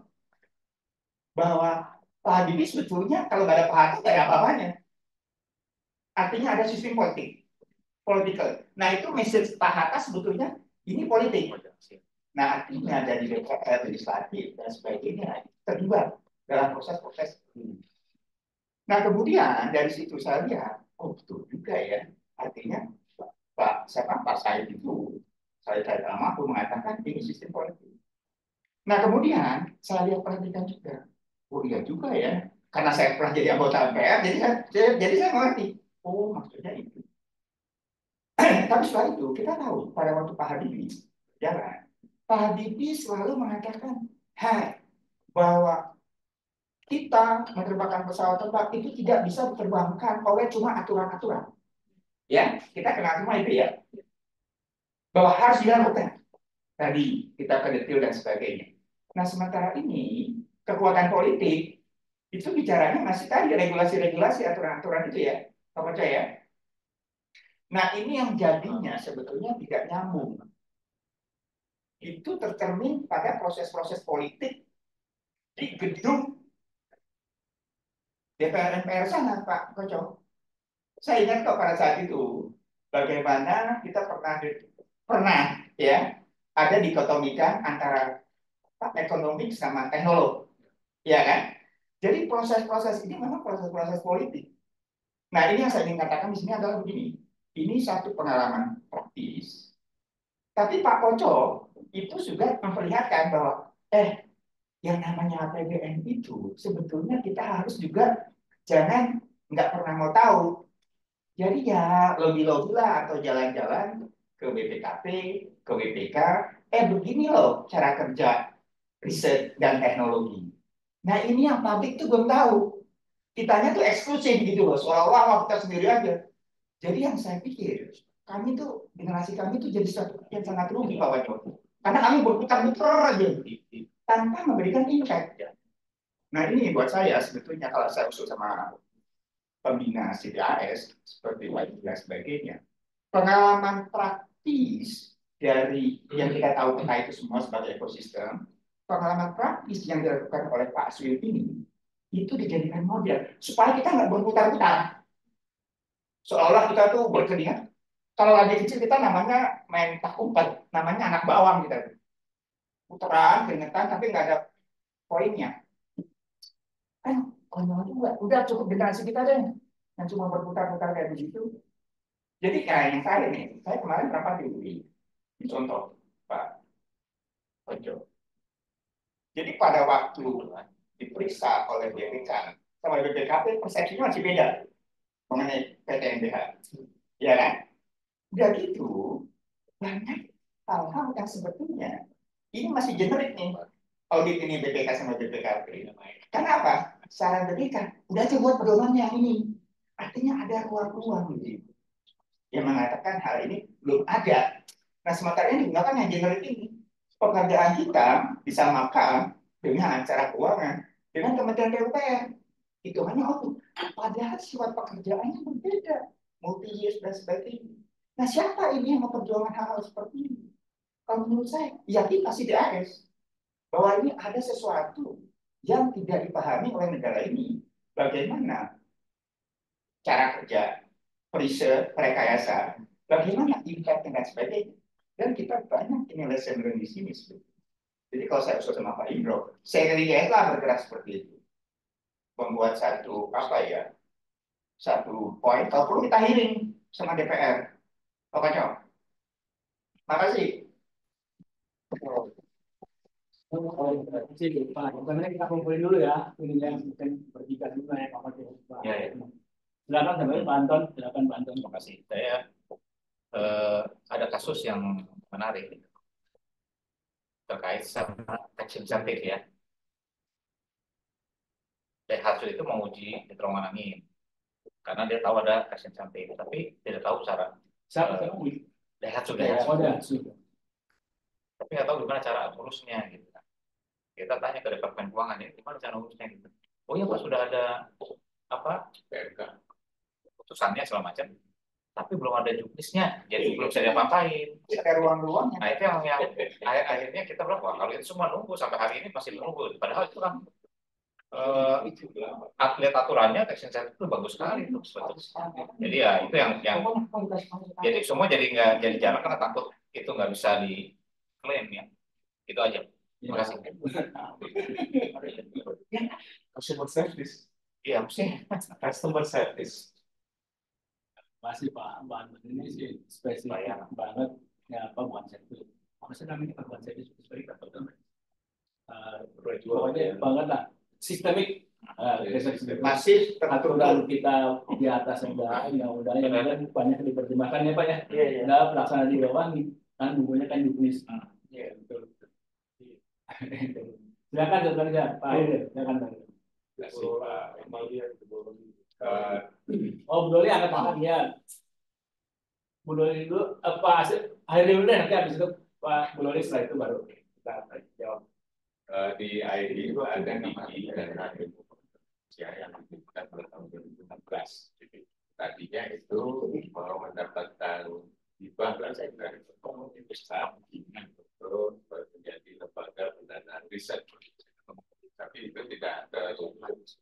Jadi akhirnya kita cari dana charity, bikin resital musik segala macam tuh, alhamdulillah terkumpul 4 miliar sampai sekarang. Nah, dalam perjalanan itu dipercaya untuk melakukan memproses call for proposal dari riset EU ASEAN. Jadi ada riset bersama antara EU dan ASEAN. Sudah 4 tahun nih jalan terus. Itu hampir pro bono tuh kita melakukan ini. Karena banyak negara lain juga ingin merebut posisi itu gitu kan. Nah, terkait dengan pendanaan risetnya, kalau itu risetnya misalnya antara peneliti di perguruan tinggi di Jerman misalnya, sama ITB begitu, ya yang dari Jerman di Jerman, yang dari ITB di BI melalui dana riset yang ada di Ristek dan di Pusristek, seperti itu ya. Nah, apa yang terjadi di dalam perjalanannya itu, ternyata birokrasi kampus itu lebih parah lagi daripada ini birokrasi pemerintah. Itu uang harus masuk dulu ke rektor, ya. Dan sampai ke tangan peneliti itu bisa sampai 5-6 bulan. Baru sampai di tangan peneliti itu terjadi di ITB. ITB itu. Itu realitas.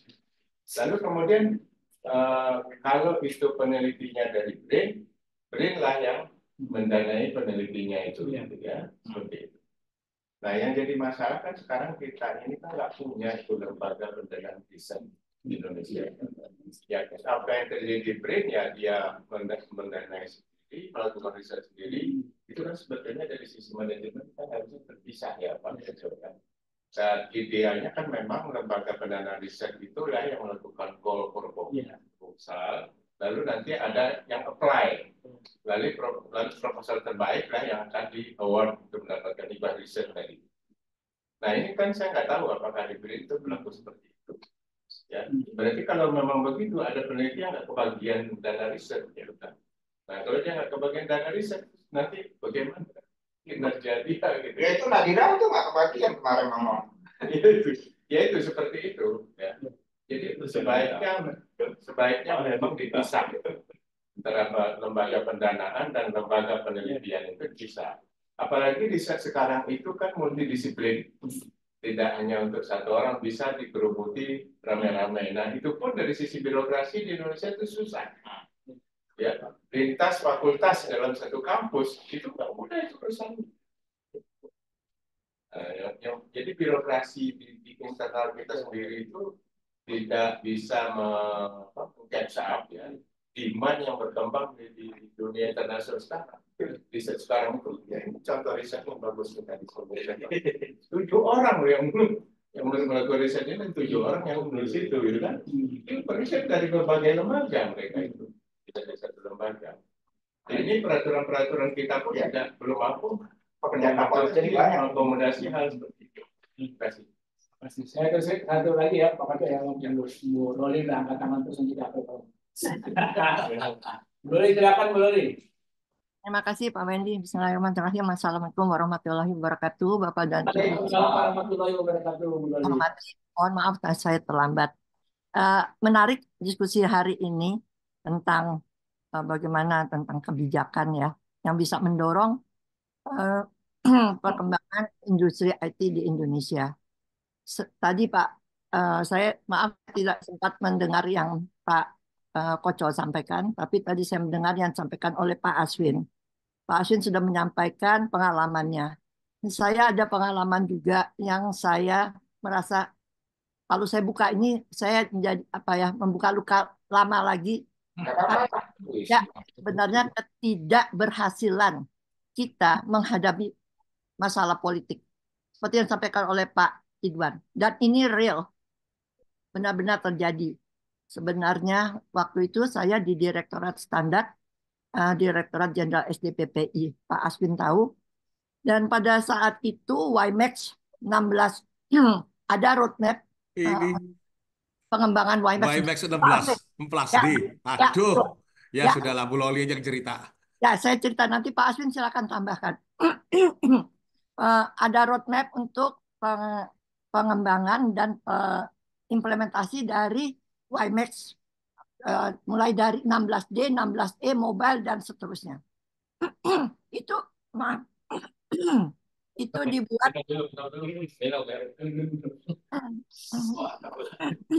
dibuat sebelum saya ada di Direktorat Standar. Dan sudah dilelang pelaksanaan untuk implementasinya di seluruh Nusantara. Dan itu dimenangkan oleh ada PT yang namanya di bawah Pak Po. Kemudian telekomunikasi PT Telkom dan ada PT yang lain. Sementara itu yang membuat Smart D tersebut, WiMAX Smart 16D tersebut, adalah 4 industri lokal dengan usaha mereka sendiri.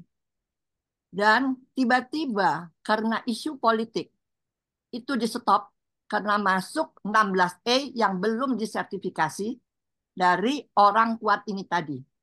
Ya. Dan pada saat itu isunya adalah Menkominfo akan di-reshuffle. Oke. Nah, ini memang isu yang sangat, saya rasa nggak hanya di sini ya, bukan hanya di tempat yang pas saat kasus saya, tapi juga di mana-mana hal ini terjadi. Tapi ini menunjukkan bahwa industri dalam negeri tidak akan pernah maju selama masalah politik, isu politik menjadi yang lebih kuat daripada teknologi itu sendiri. Nah, itu terjadi dan kemudian usaha dari 4 lokal tersebut di-stop karena mau melaksanakan 16E.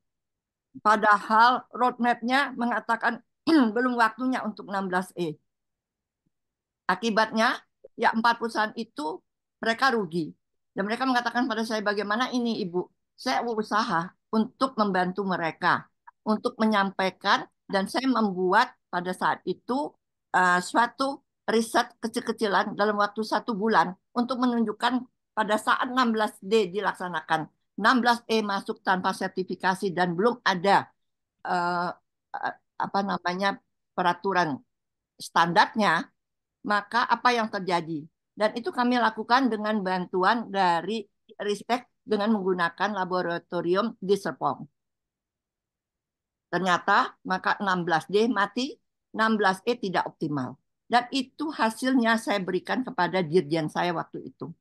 Tapi apa yang terjadi tetap di stop karena masalah politik, Pak Wendy. Jadi di sini saya hanya mengatakan percuma masalah yang tadi disampaikan oleh Pak Aswin panjang lebar selama pimpinan tidak punya komitmen untuk melindungi industri dalam negeri, apapun isunya.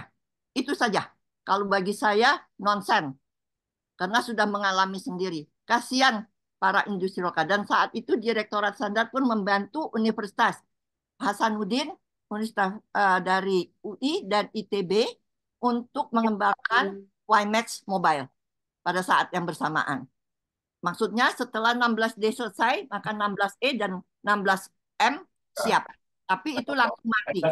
Dari saya. Terima kasih Bapak. Mudah-mudahan ini ada solusinya ke depan. Karena tidak ini akan terus-menerus seperti ini. Terima kasih. Wassalamualaikum warahmatullahi wabarakatuh. Pada waktu itu, kalau top pimpinannya gitu ya, dari Bulog ya, top pimpinannya yang tidak sejalan untuk ini. Nah, pertanyaannya itu disuarakan oleh yang sebelah kanan. Tadi songkol-songkol. Narasumber kedua.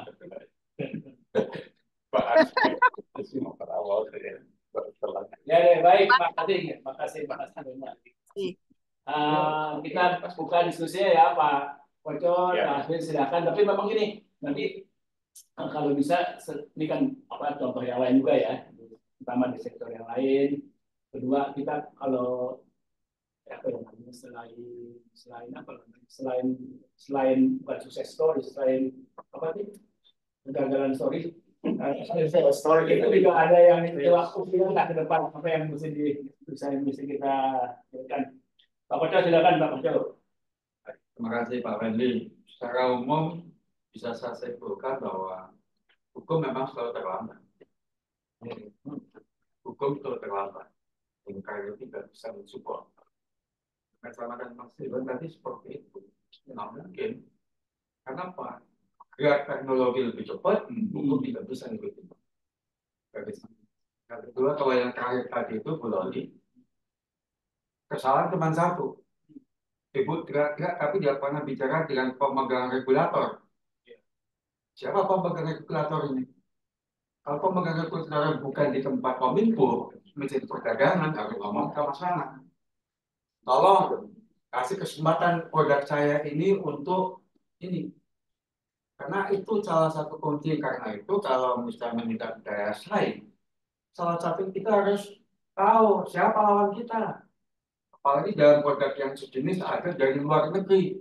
Itu yang dari luar negeri itu dapat merangkul regulator. Iya. Itu aja. Terutama layar-layar lah ya. Regulatornya layar-layar. Artinya apa? Gimana itu ada pemegang kuncinya di situ? Taruhlah misalnya kalau udahlah nggak usah kita kasih kesempatan 100%. 20% aja. Itu udah cocok. Sehingga apa? Ya ibaratnya rotinya itu tidak kesedot seperti semuanya begitu mereka. Bukan rasa bom lagi. Itu makanya kadang-kadang yang di Idam Rai juga banyak yang ketangkep kan? Karena kan? Jadi apa? Kependidikan selalu kayaknya dengan itu. Jadi kita memang mungkin kurang lobby sampai jadi katanya Gus Dur, kompetensi itu bukan satu-satunya filosofi, tapi harus punya network dan punya teman lobby. Gaul. Itu maksud itu. Kalau di GBK. Itu. Itu salah satu coba kalau bulan biru, oh iya benar jalan-jalan karena waktu itu gue jalan sendiri, yakin. Mungkin juga pimpinan sih juga nggak tahu caranya seperti apa. Seandainya ada semacam pikiran seperti itu, masa dia minimal sama itu, tolonglah kami dibantu, nggak usah dapat banyak-banyak, supaya apa? Memberi kesenangan kepada para peneliti dan itu di situ, nggak ada cara lain. Itu tadi, artinya apa? Bagaimanapun juga, jadi namanya juga birokrasi. Birokrasi itu kan tetap ada aturan-aturan. Cuman bagaimana kita bisa memotret birokrasi itu supaya kita bisa melanggar aturan. Kalau saya sih sebentar itu aja Pak Benny. Jangan jalan sendiri-sendiri ya. Jangan cocok. Termasuk misalnya yang tadi itu. Semua kaitannya masalah seperti itulah yang terjadi situasi saat ini. Saya tadi juga kalau misalnya tadi bilang Pak Khairul tadi itu lembaga pendanaan riset itu orang dulu udah disiapin lembaga penasihat juga nggak jadi. Kenapa? Karena polisi kita sendiri memastikan apa yang sudah disiapkan. Betul itu yang terjadi. Apa ya? Kadang-kadang kita kalah dengan yang tangan-tangan halus lah, seperti itu aja Pak Wendy, kita banyak-banyak dari saya. Terima kasih. Pak, boleh tambah sedikit Pak? Boleh nambah? Saya menambahkan sedikit yang disampaikan oleh Pak Koco. Bolehkah Pak? Silakan. Ya, baiklah. Ini Pak Koco, Direktorat Standar itu adalah direktorat yang membawahi Balai Besar untuk sertifikasi semua perangkat telekomunikasi yang masuk ke Indonesia, baik itu untuk diperdagangkan atau untuk riset. Jadi, perangkat yang 16D itu yang diproduksi oleh teman-teman lokal, itu semua sudah tersertifikasi, Pak. Ya, jadi sudah keluar. Sedangkan 16E yang masuk itu, yang dipasang itu belum tersertifikasi karena standarnya pun belum dibuat. Menurut roadmap itu belum waktunya. Dan masing-masing 16D, 16E itu mesti beroperasi pada frekuensi yang sudah ditentukan. Demikian. Nah, oleh karena itu, satu hal bahwa di dalam Undang-Undang Telekomunikasi nomor 36 tahun 1999 menyatakan kalau belum di standar, belum disertifikasi, maka itu merupakan pidana. Perangkat tersebut digunakan. Jadi pada saat itu perangkat yang 16E quote-unquote yang belum tersertifikasi itu masuk secara ilegal dan dipasang. Kami mendapatkan informasi itu dari lembaga ICT Watch. Dan polisi sudah datang, sudah masuk. Tapi tahu sendiri, sudah 3 kali datang bolak-balik, akhirnya hilang lenyap. Tahu dong? Karena yang memiliki, mengimplementasikan perangkat tersebut, ya orang yang berkuasa, quote unquote, dalam artian istrinya adalah bendahara dari PT Demo, dari Partai Lori. Nah, saya hanya menyampaikan bahwa secara proses kami sudah lakukan dan itu sudah diketahui oleh Dirjen, maka Dirjen DPPI yang waktu itu beliau adalah sebagai Sekretaris Jenderal dari Kominfo. Jadi tidak ada yang salah di sini Pak dalam pelaksanaannya, tapi hanya karena isu politik reshuffle dan kedekatan antara. Itu yang saya kira, kalau yang maaf ya, kalau saya salah, yang dikasihkan contoh Bu Loli ini kan case by case spesifik ya, spesifik. Kalau ini kan persoalan di dalam, sorry kalau saya bilang persoalan dalam Kominfo sendiri, di dalam Kominfo sendiri itu kan ya Pak ya, jadi nggak terkait dengan aturan sebetulnya sih kalau menurut saya. Orang dia menterinya dia sendiri kok, gitu kan? Sekjennya dia sendiri juga, direkturnya dia sendiri kok, gitu kan? Nah kalau dia nggak konsisten, ya dia yang salah lah. Dari menteri, direktur, kominfo, sekjen dia sendiri Pak, nggak ngait orang lain ya. Tapi dampaknya nasional Pak Wendy. Makanya nasional. Kalau seperti itu, kalau yang seperti itu kan case ya Pak ya, ada unit yang lu BPT beritahu dari luar. Itu ada yang ibaratnya beritahu jangan dari dalam. Yang punya otoritas dia sendiri yang mempilot itu, ya susah kalau begitu. Bu ya gitu kan ya? Ya betul. Kurang lebih seperti itu. Nanti lain kali kalau ada kayak gitu lagi, awas. Saya nggak terlibat lagi Pak. Pak Azwin, silakan Pak Azwin. Gua lagi bingung mau kasih komentar apa ini. Ordalnya soalnya pelaku. Nggak, saya pikir apa namanya dari saat ke saat semua presiden itu kan melakukan hal yang sama. Produk lokal harus dikembangkan. Tadi saya sampaikan gambar Pak Jokowi dengan Pak Luhut gitu kan. Sebab ini kan portfolio di. Tapi kan nggak cuma itu aja. Pak SBY juga melakukan hal yang sama. Malah Pak SBY itu sehingga saya akan memberikan penghargaan kepada kementerian lembaga yang banyak menggunakan produk lokal dan BUMN yang menggunakan produk lokal juga. Jadi yang disampaikan itu pandangan politis sudah ada.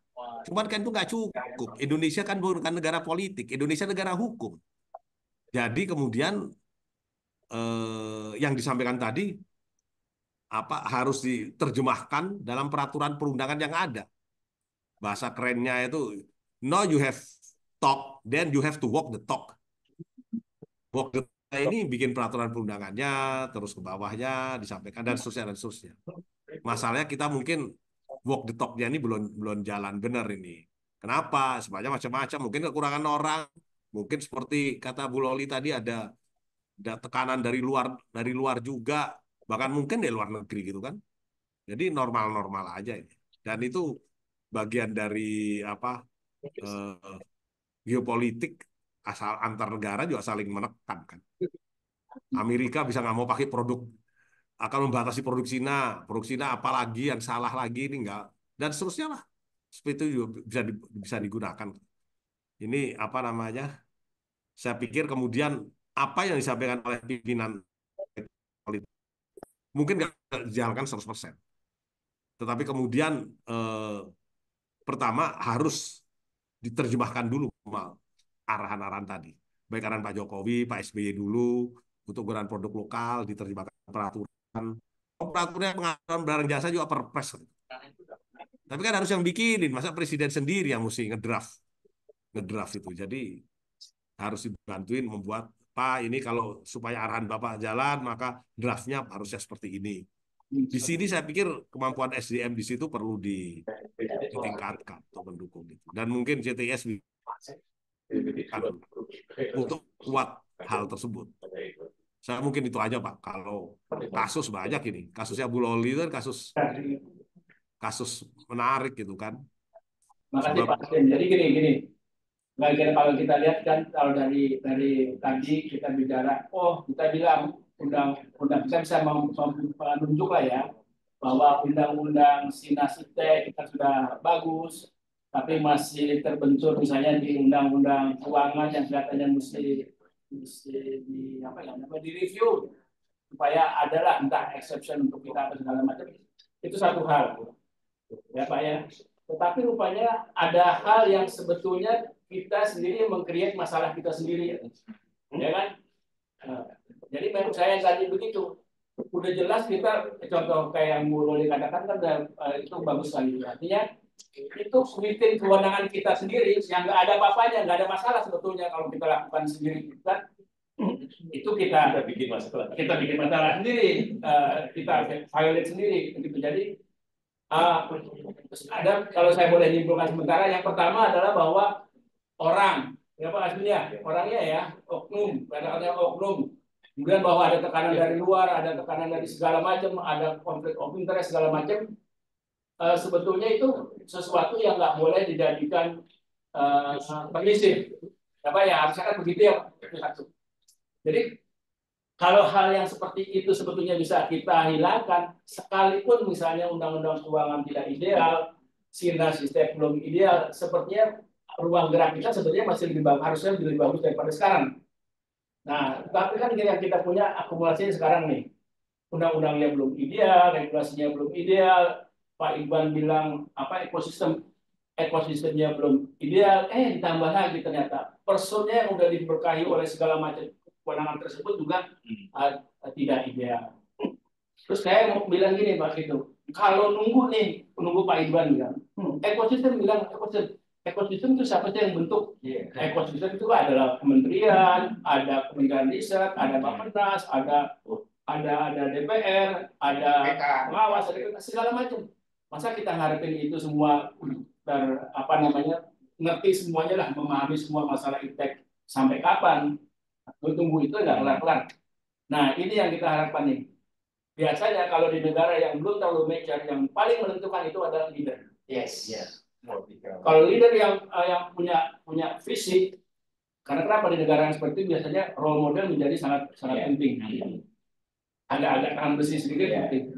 Alangkah bagusnya kalau kombinasi agak-agak tangan besi sedikit itu dikombinasikan dengan orang yang punya komitmen, punya visi kenegaraan, punya knowledge dan punya teamwork yang bagus. Nah, kita ngarepin seperti itu, Pak Aswin, kalau mau lebih cepat mengakselerasi itu. Atau gimana Pak Dewan bilang? Ya, kalau saya dengan Pak Koco, saya usul sama Dewan Pembina, hearing kita sama DPR. Kita punya negara di masalah ini. Pekerjaan iptek itu kan bukan milik kita untuk negara. Riset,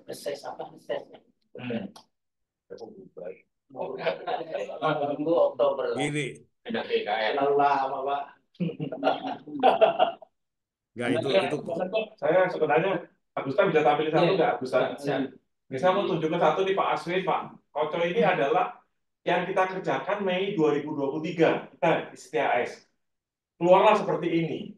Kamu tanya sama Bapak Ibu sekalian, betapa kasihanlah beliau-beliau ini yang kita belain 1 tahun yang lalu. Masalahnya legal and kebijakan. Bisa? Bisa. Ya, jadi Bapak sekalian tahu kemarin diluncurkanlah Starlink di Bali, ya, untuk 3.000 puskesmas. Oke. Starlink bisa mengkap dengan 12.000 satelit yang nanti menjadi 24.000. Nah, kita ini pada paparannya Adi Adiwoso, judulnya punya potensi besar Indonesia perlu kebijakan tata dan peta jalan satelit. Kawan satu ini sudah invest sekian ratus triliun, ya kan, sekian untuk bikin satelit Satria 1. Udah meluncur untuk murah atau gratis internet di 70.000 desa, ya Pak ya. Dealnya sama pemerintah setiap tahun APBN nyewa dia, dengan untuk 15 tahun. Jadi dia berani invest. Hanya sekarang, begitu dia udah mulai meluncur, datanglah Starlink yang dia banting harganya 600.000 sebulan, bisa langsung di mana aja. Dia gimana coba saya tanya ini? Karena nggak ada kebijakan. Emangnya dalam 15 tahun Menkominfo bakal tahu APBN-nya terus untuk bayar Satria? Kalau jawabannya iya, mesti digebuk sama DPR. Kok mahal banget? Jadi kan bikinnya kan akhirnya apa? Dirinya hilang. Saya mau kasih contoh ya Pak, Koco atau Pak Afin bisa kasih komentar nggak nih kawan satu ini? Coba. Dia luncurkan seperti itu, ada kita di situ bertanggung jawab tuh kita tuh. Iya. Bertanggung jawab Pak. Betul, makanya kita kirim ke DPR kasih tahu. Pak Aswin gimana tuh kan kasihan dong kawan itu adik-adik Woso itu. Enggak cuma satelit Satria. Satelit Satria itu kan satu dari sekian banyak pembangunan dikerjain oleh Bakti kan. Itu baru Bakti loh ya. Telkom itu investasi melalui apa PMP udah triliunan juga, malah mungkin jauh lebih, dan rasanya setahu saya Telkom itu PMP-nya jauh lebih besar daripada Bakti. Jadi nggak ada apa-apanya itu. Maksudnya masih ngomong. Ini nggak apa-apa, saling masuk nggak apa-apa ya. Loh. Sekarang kalau ini kalau nanya pendapat saya sederhana aja. Apa namanya? Tinggal kita cuma punya dua pilihan kok. Begitu ada disrupsi teknologi. Nomor satu, ikut di apa? Gue nggak mau disrupsi teknologi baru. Gue juga gue mau bikin sendiri juga. Cina gitu, itu masuk ya. Gue nggak mau pakai itu. Gue bikin Baidu gue sendiri. Biarlah, gue delay 2 tahunan, tapi gue mau pakai lu, gue bikin punya gue sendiri. Itu hal pertama. Gue nggak mau pakai dari yang asing yang gue nggak yakin aman segala macam. Gue pakai punya gue sendiri. Nah sekarang apakah kita akan melakukan hal tersebut? Nah, itu tergantung punya anggaran atau enggak dan seterusnya dan seterusnya. Itu nomor satu. Nomor dua, setiap disrupsi teknologi akan mengadakan perubahan besar. Dan kita melaksanakan di bidang TIK itu kita melaksanakan ketika telepon kabel diganti dengan telepon seluler. Apa enggak kabel semua tutup?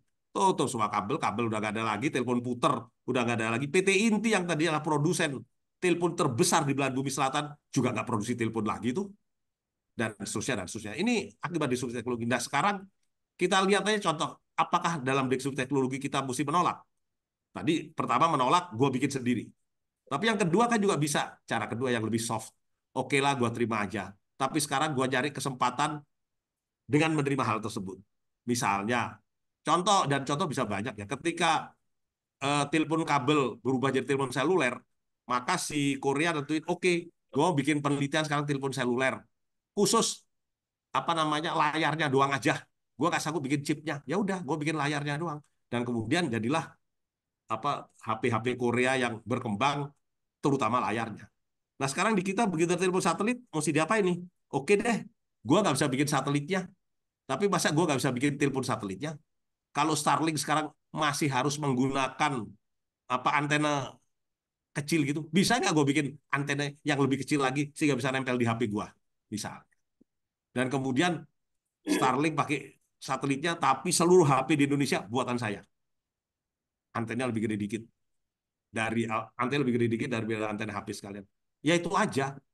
Ketiga, mungkin bukan cuma HP. Oke lah, Starlink masuk. Kalau gitu seluruh apa namanya intermessaging service dan ini harusnya gue bisa kuasai. Gue nggak sanggup bikin satelit, tapi gue bisa dong bikin produk kayak Zoom. Gue bisa dong bikin produk kayak BA. Wong ada Lightmeet, itu Bu Loli kan kenal.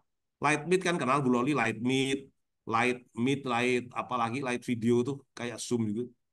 Itu mungkin bisa dikembangkan dan kemudian kita pakai sendiri. Jadi infrastruktur telekomunikasi yang gue nggak bisa bikin, tapi aplikasi dan konten gue bisa mengembangkan lagi. Jadi ini hal-hal yang bisa dibikin. Aswin, yes. Betul. Kita ngarepin Pak Aswin, kita nanya jangan dibalikin pertanyaan lain. Sepertinya Pak Aswin. Tadi yang maksudnya gini paling dipujinya CTAS ini Pak Aswin judul coba Gusan judul paparan kita itu benar dong, berarti kita perlu kebijakan keantariksakan dan kita perlu peta jalan itu aja benar dong kita tuh. Ya, kan? Sekarang peta jalan di super satelitan kan nggak harus bikin satelit kan? Iya, makanya perlu kebijakan. Iya. Ya kan, otherwise ini kan ya itu survival of the fittest yang paling kuat ya. Sekarang saya tanya, gua mau jadi saya pikiran saya nih, si Cina sama si Rusia mau bikin 12.000 satelit, gua bikin 12.000 sama kan dia bikin, dia punya duit. Elon Musk untuk hancurkan Indonesia telco ya nggak 600.000 untuk tahun pertama 2.000 deh, maaf blok tuh semua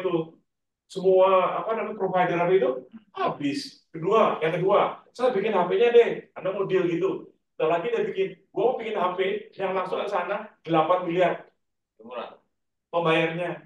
Terus dia thinking ini namanya ini Camille Brown. Jadi judul kalau saya jadi Anda, judulnya bener di CTAS ini. Tapi what should we do gitu loh. Ini itu apanya ini kan? Oke. Pak. Kalau Terus saya sederhana aja, Pak. Tanggal berapa? 13 Juli. 13 Juli 2023. Info berikut. Apa? Mesti nunggu kominfo berikut enggak? Kementeriannya juga bakalan ganti namanya. Pak Koco, Coba dulu. Gimana tuh? Kalau saya tadi itu melihat pertama terjadi persaingan lebar. Ini yang kita belum siap. Tapi ada undang-undang tuh Pak. Undang-undang persaingan. Apa namanya? Ada sih persaingan usaha itu. Tapi kan tidak seperti itu. Ternyata. Itu juga terhadap pelindungan produk dalam negeri. Ada ya? Pertanyaan saya Mas Aswin, yang satelit Adiwongso tadi itu produk dalam negeri. Adiwoso. Itu produk masuk bagian daripada produk dalam negeri bukan? Tapi investasi dalam negeri. Nah, Udah. artinya apa? Harusnya kita melihat seperti itu. Makanya keluar Apalagi dari Starlink juga belum invest juga belum atau belum. Takutnya seperti yang dibilang Bu Loli tadi itu masih ilegal. Apa yang pajak juga belum. Ilegal yang menang malah. Jadi artinya ya saya bayangin aja mendatang dikawal dengan berapa jagoan gitu kan kalau kan dijat-jat Terus duduk Batas kedaulatan negara ke atas itu sampai mana? Oh itu nggak ada. Itu nggak ada Mas. Nggak ada. Yang globalisasi nggak tahu. Undang-undang udara atas kita nggak punya. Dulu kemarin waktu amandemen 4, teman-teman dari Unpad itu mengusulkan DUUD 45 nggak masuk. Jadi sekarang nggak ada. Sampai tahu kalau ada angkatan udara, nangkep pesawat ilegal, turun gitu ya, diapain? Nggak ada Pak. Kalau dia nggak apa-apa ya, kalau dia nunduk ya undang-undang penundukan gitu. Kalau dia kriminal undang-undang subversi gitu ya. Kalau ditanya nggak, capek-capek pakai pesawat Sukhoi gitu, nggak ada. Betul apa enggak? pelanggaran wilayah aja. Nggak ada. Itu dari saya Apa? Enggak dari saya komentar. Bolanya apa sih? Mau tanda tangan? Mau tanda tangan lagi. Mau angkat tangan? Ya, Pak Wendy. Ya. Meneruskan apa yang disampaikan Pak Koco. Jadi ini memang free trade ya Pak. Dan sebenarnya sejak lama harusnya memang Indonesia mengeluarkan satu kebijakan yang mana menentukan level of playing field. Kalau ada perangkat baru masuk, di mana dia ditempatkan? Dan bagaimana kedudukan dari produk-produk dari lokal. Misal, untuk ke daerah-daerah yang masih terpencil misalnya, itu memang harus diurus oleh pemerintah melalui produk lokal, seperti yang dimiliki oleh Pak Adiwoso, misalnya. Ya, tapi tentunya kita tahu juga bahwa kemampuan dari teknologi kita mungkin ya kalau mau dibilang sangat tertinggal kan nggak enak ya, kita bilang masih tertinggal.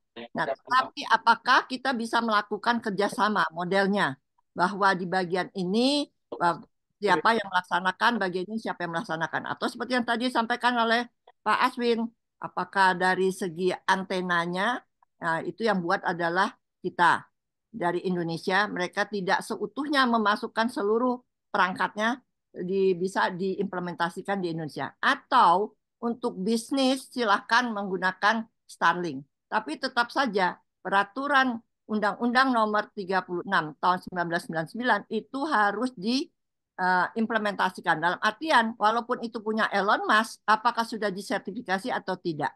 Itu harus wajib karena hukumnya kalau tidak maka itu pidana karena ini undang-undang. Demikian. Terima kasih. Bagaimana sekarang Kominfo untuk melaksanakan hal tersebut karena Kominfo untuk mengawal Undang-Undang Nomor 36 itu punya PPNS. Jadi Pak Aswin karena masih di sana di Kominfo walaupun di Litbangnya tolong diingatkan Pak Aswin mengenai hal ini. Terima kasih. Udah enggak kali, Badan Litbangnya udah tutup. Adanya sekarang BPSDM. Ayo yang lain ayo. Pindah dari TIK terus ah. TIK kebanyakan masalah aja. Sebenarnya kan banyak satelit di atas. Masuk TIK juga oke ya. Nggak apa-apa. Tapi kan internet provider kan bisa macam-macam.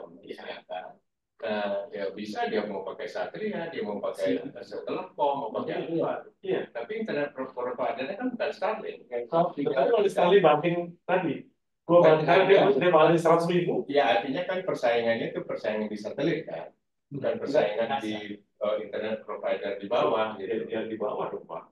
Nah, yang bayar yang langganan siapa? Provider kan yang bayar kita ini. Ya kan ada. Ya saya nggak tahu ya sekarang ada berapa sih ya internet provider banyak sekarang. Ada yang pakai Telkom, ada yang pakai Indosat, ada apa. Iya.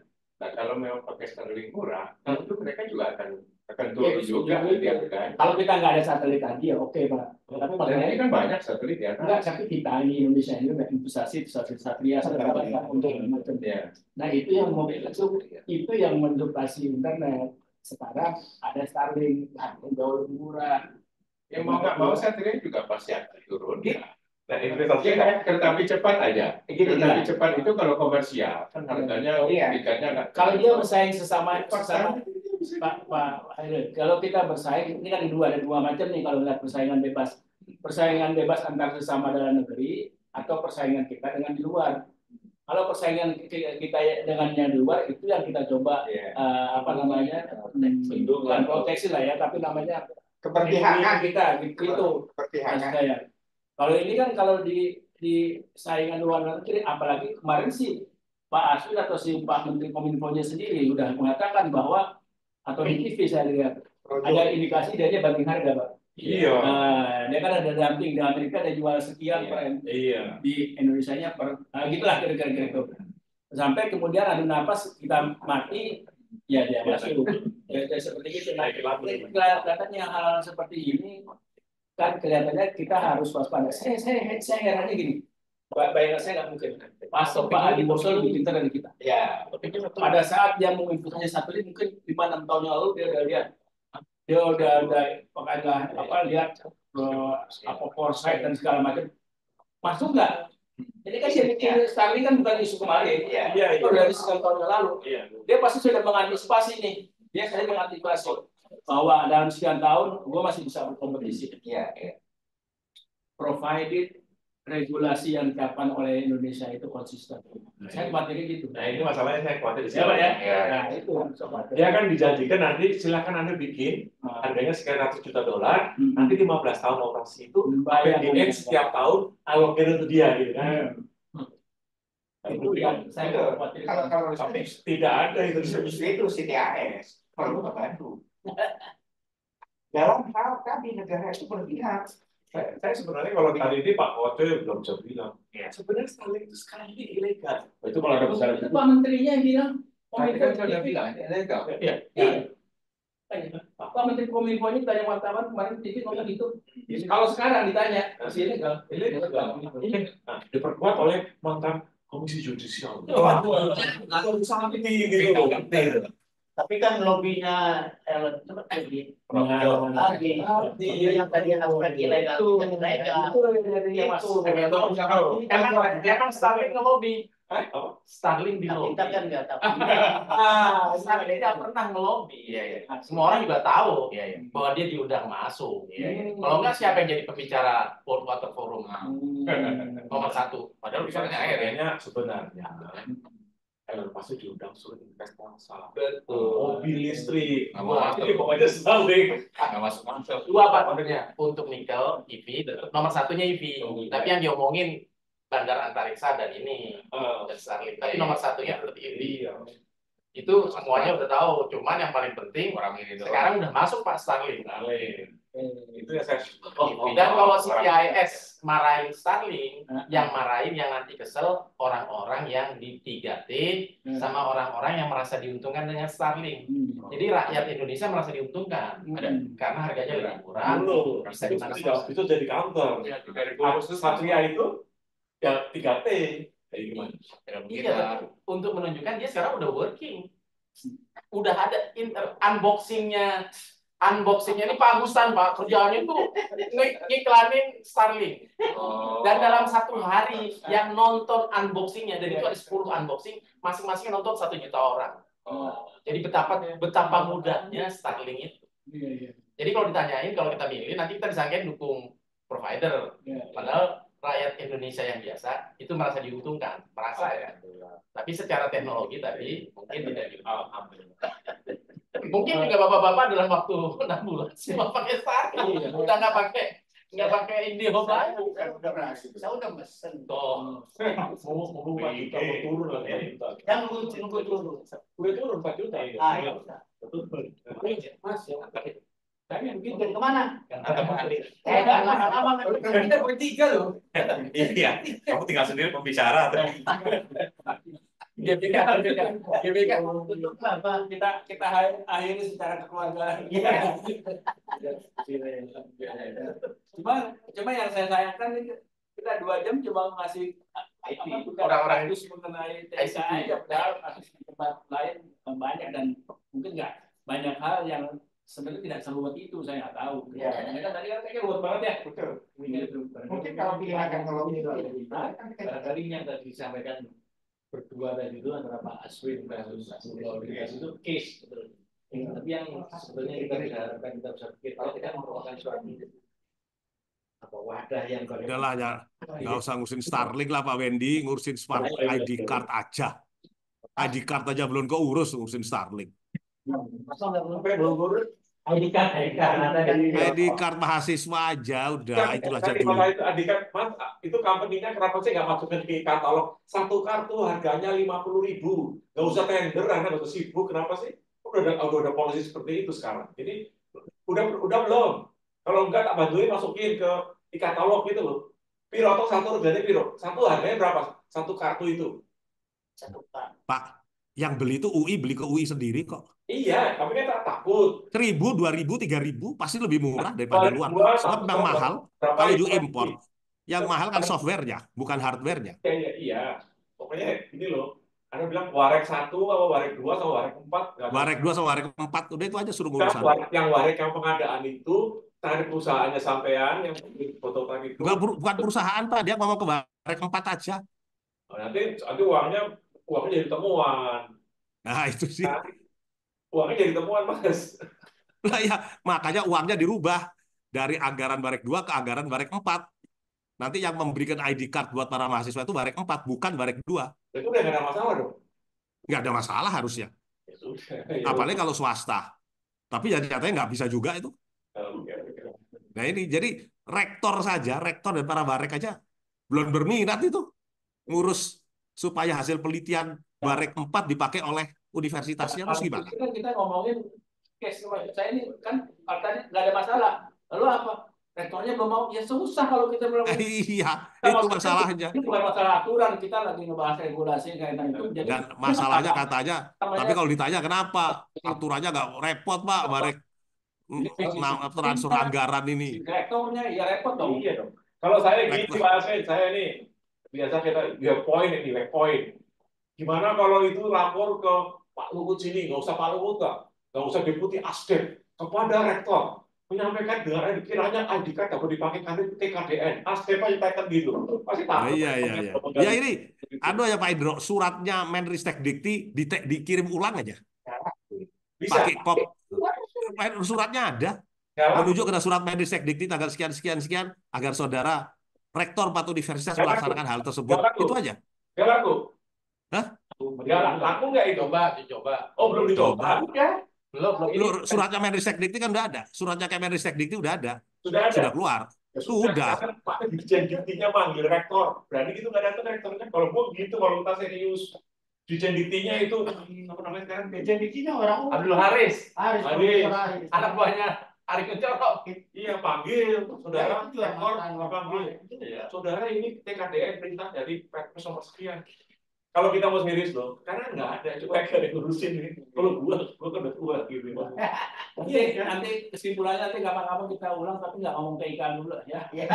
Yang soalnya kasihan di sektor yang lain ada banyak yang mau menyampaikan permasalahan yang juga konkret Tapi nggak sesusah itu, nggak sesusah apa nggak sesusah TK.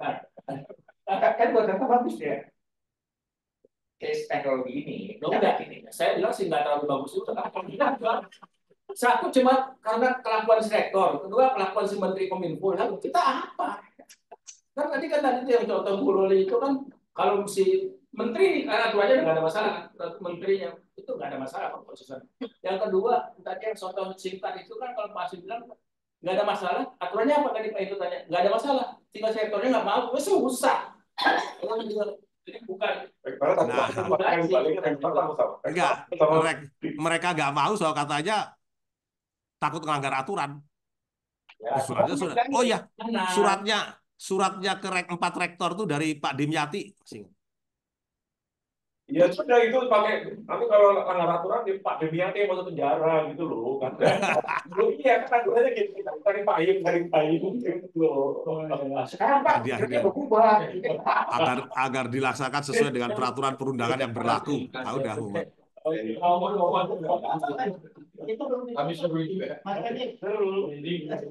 Mungkin nggak Dirjen Dikti yang sekarang merefer ke surat itu, ngirim surat sekali lagi. Iya, gitu. Tutup. Mana suratnya saya sampaikan. Ya, kita coba aja cek. Kita bukan dua deh, kalau bisa bukan dua dulu. Mas Yoto sambil ngangkat kopi ter. Soalnya penting banget tuh. Udah dengan ini udah apa gitu. Terima kasih. Thank you. Assalamualaikum warahmatullahi wabarakatuh.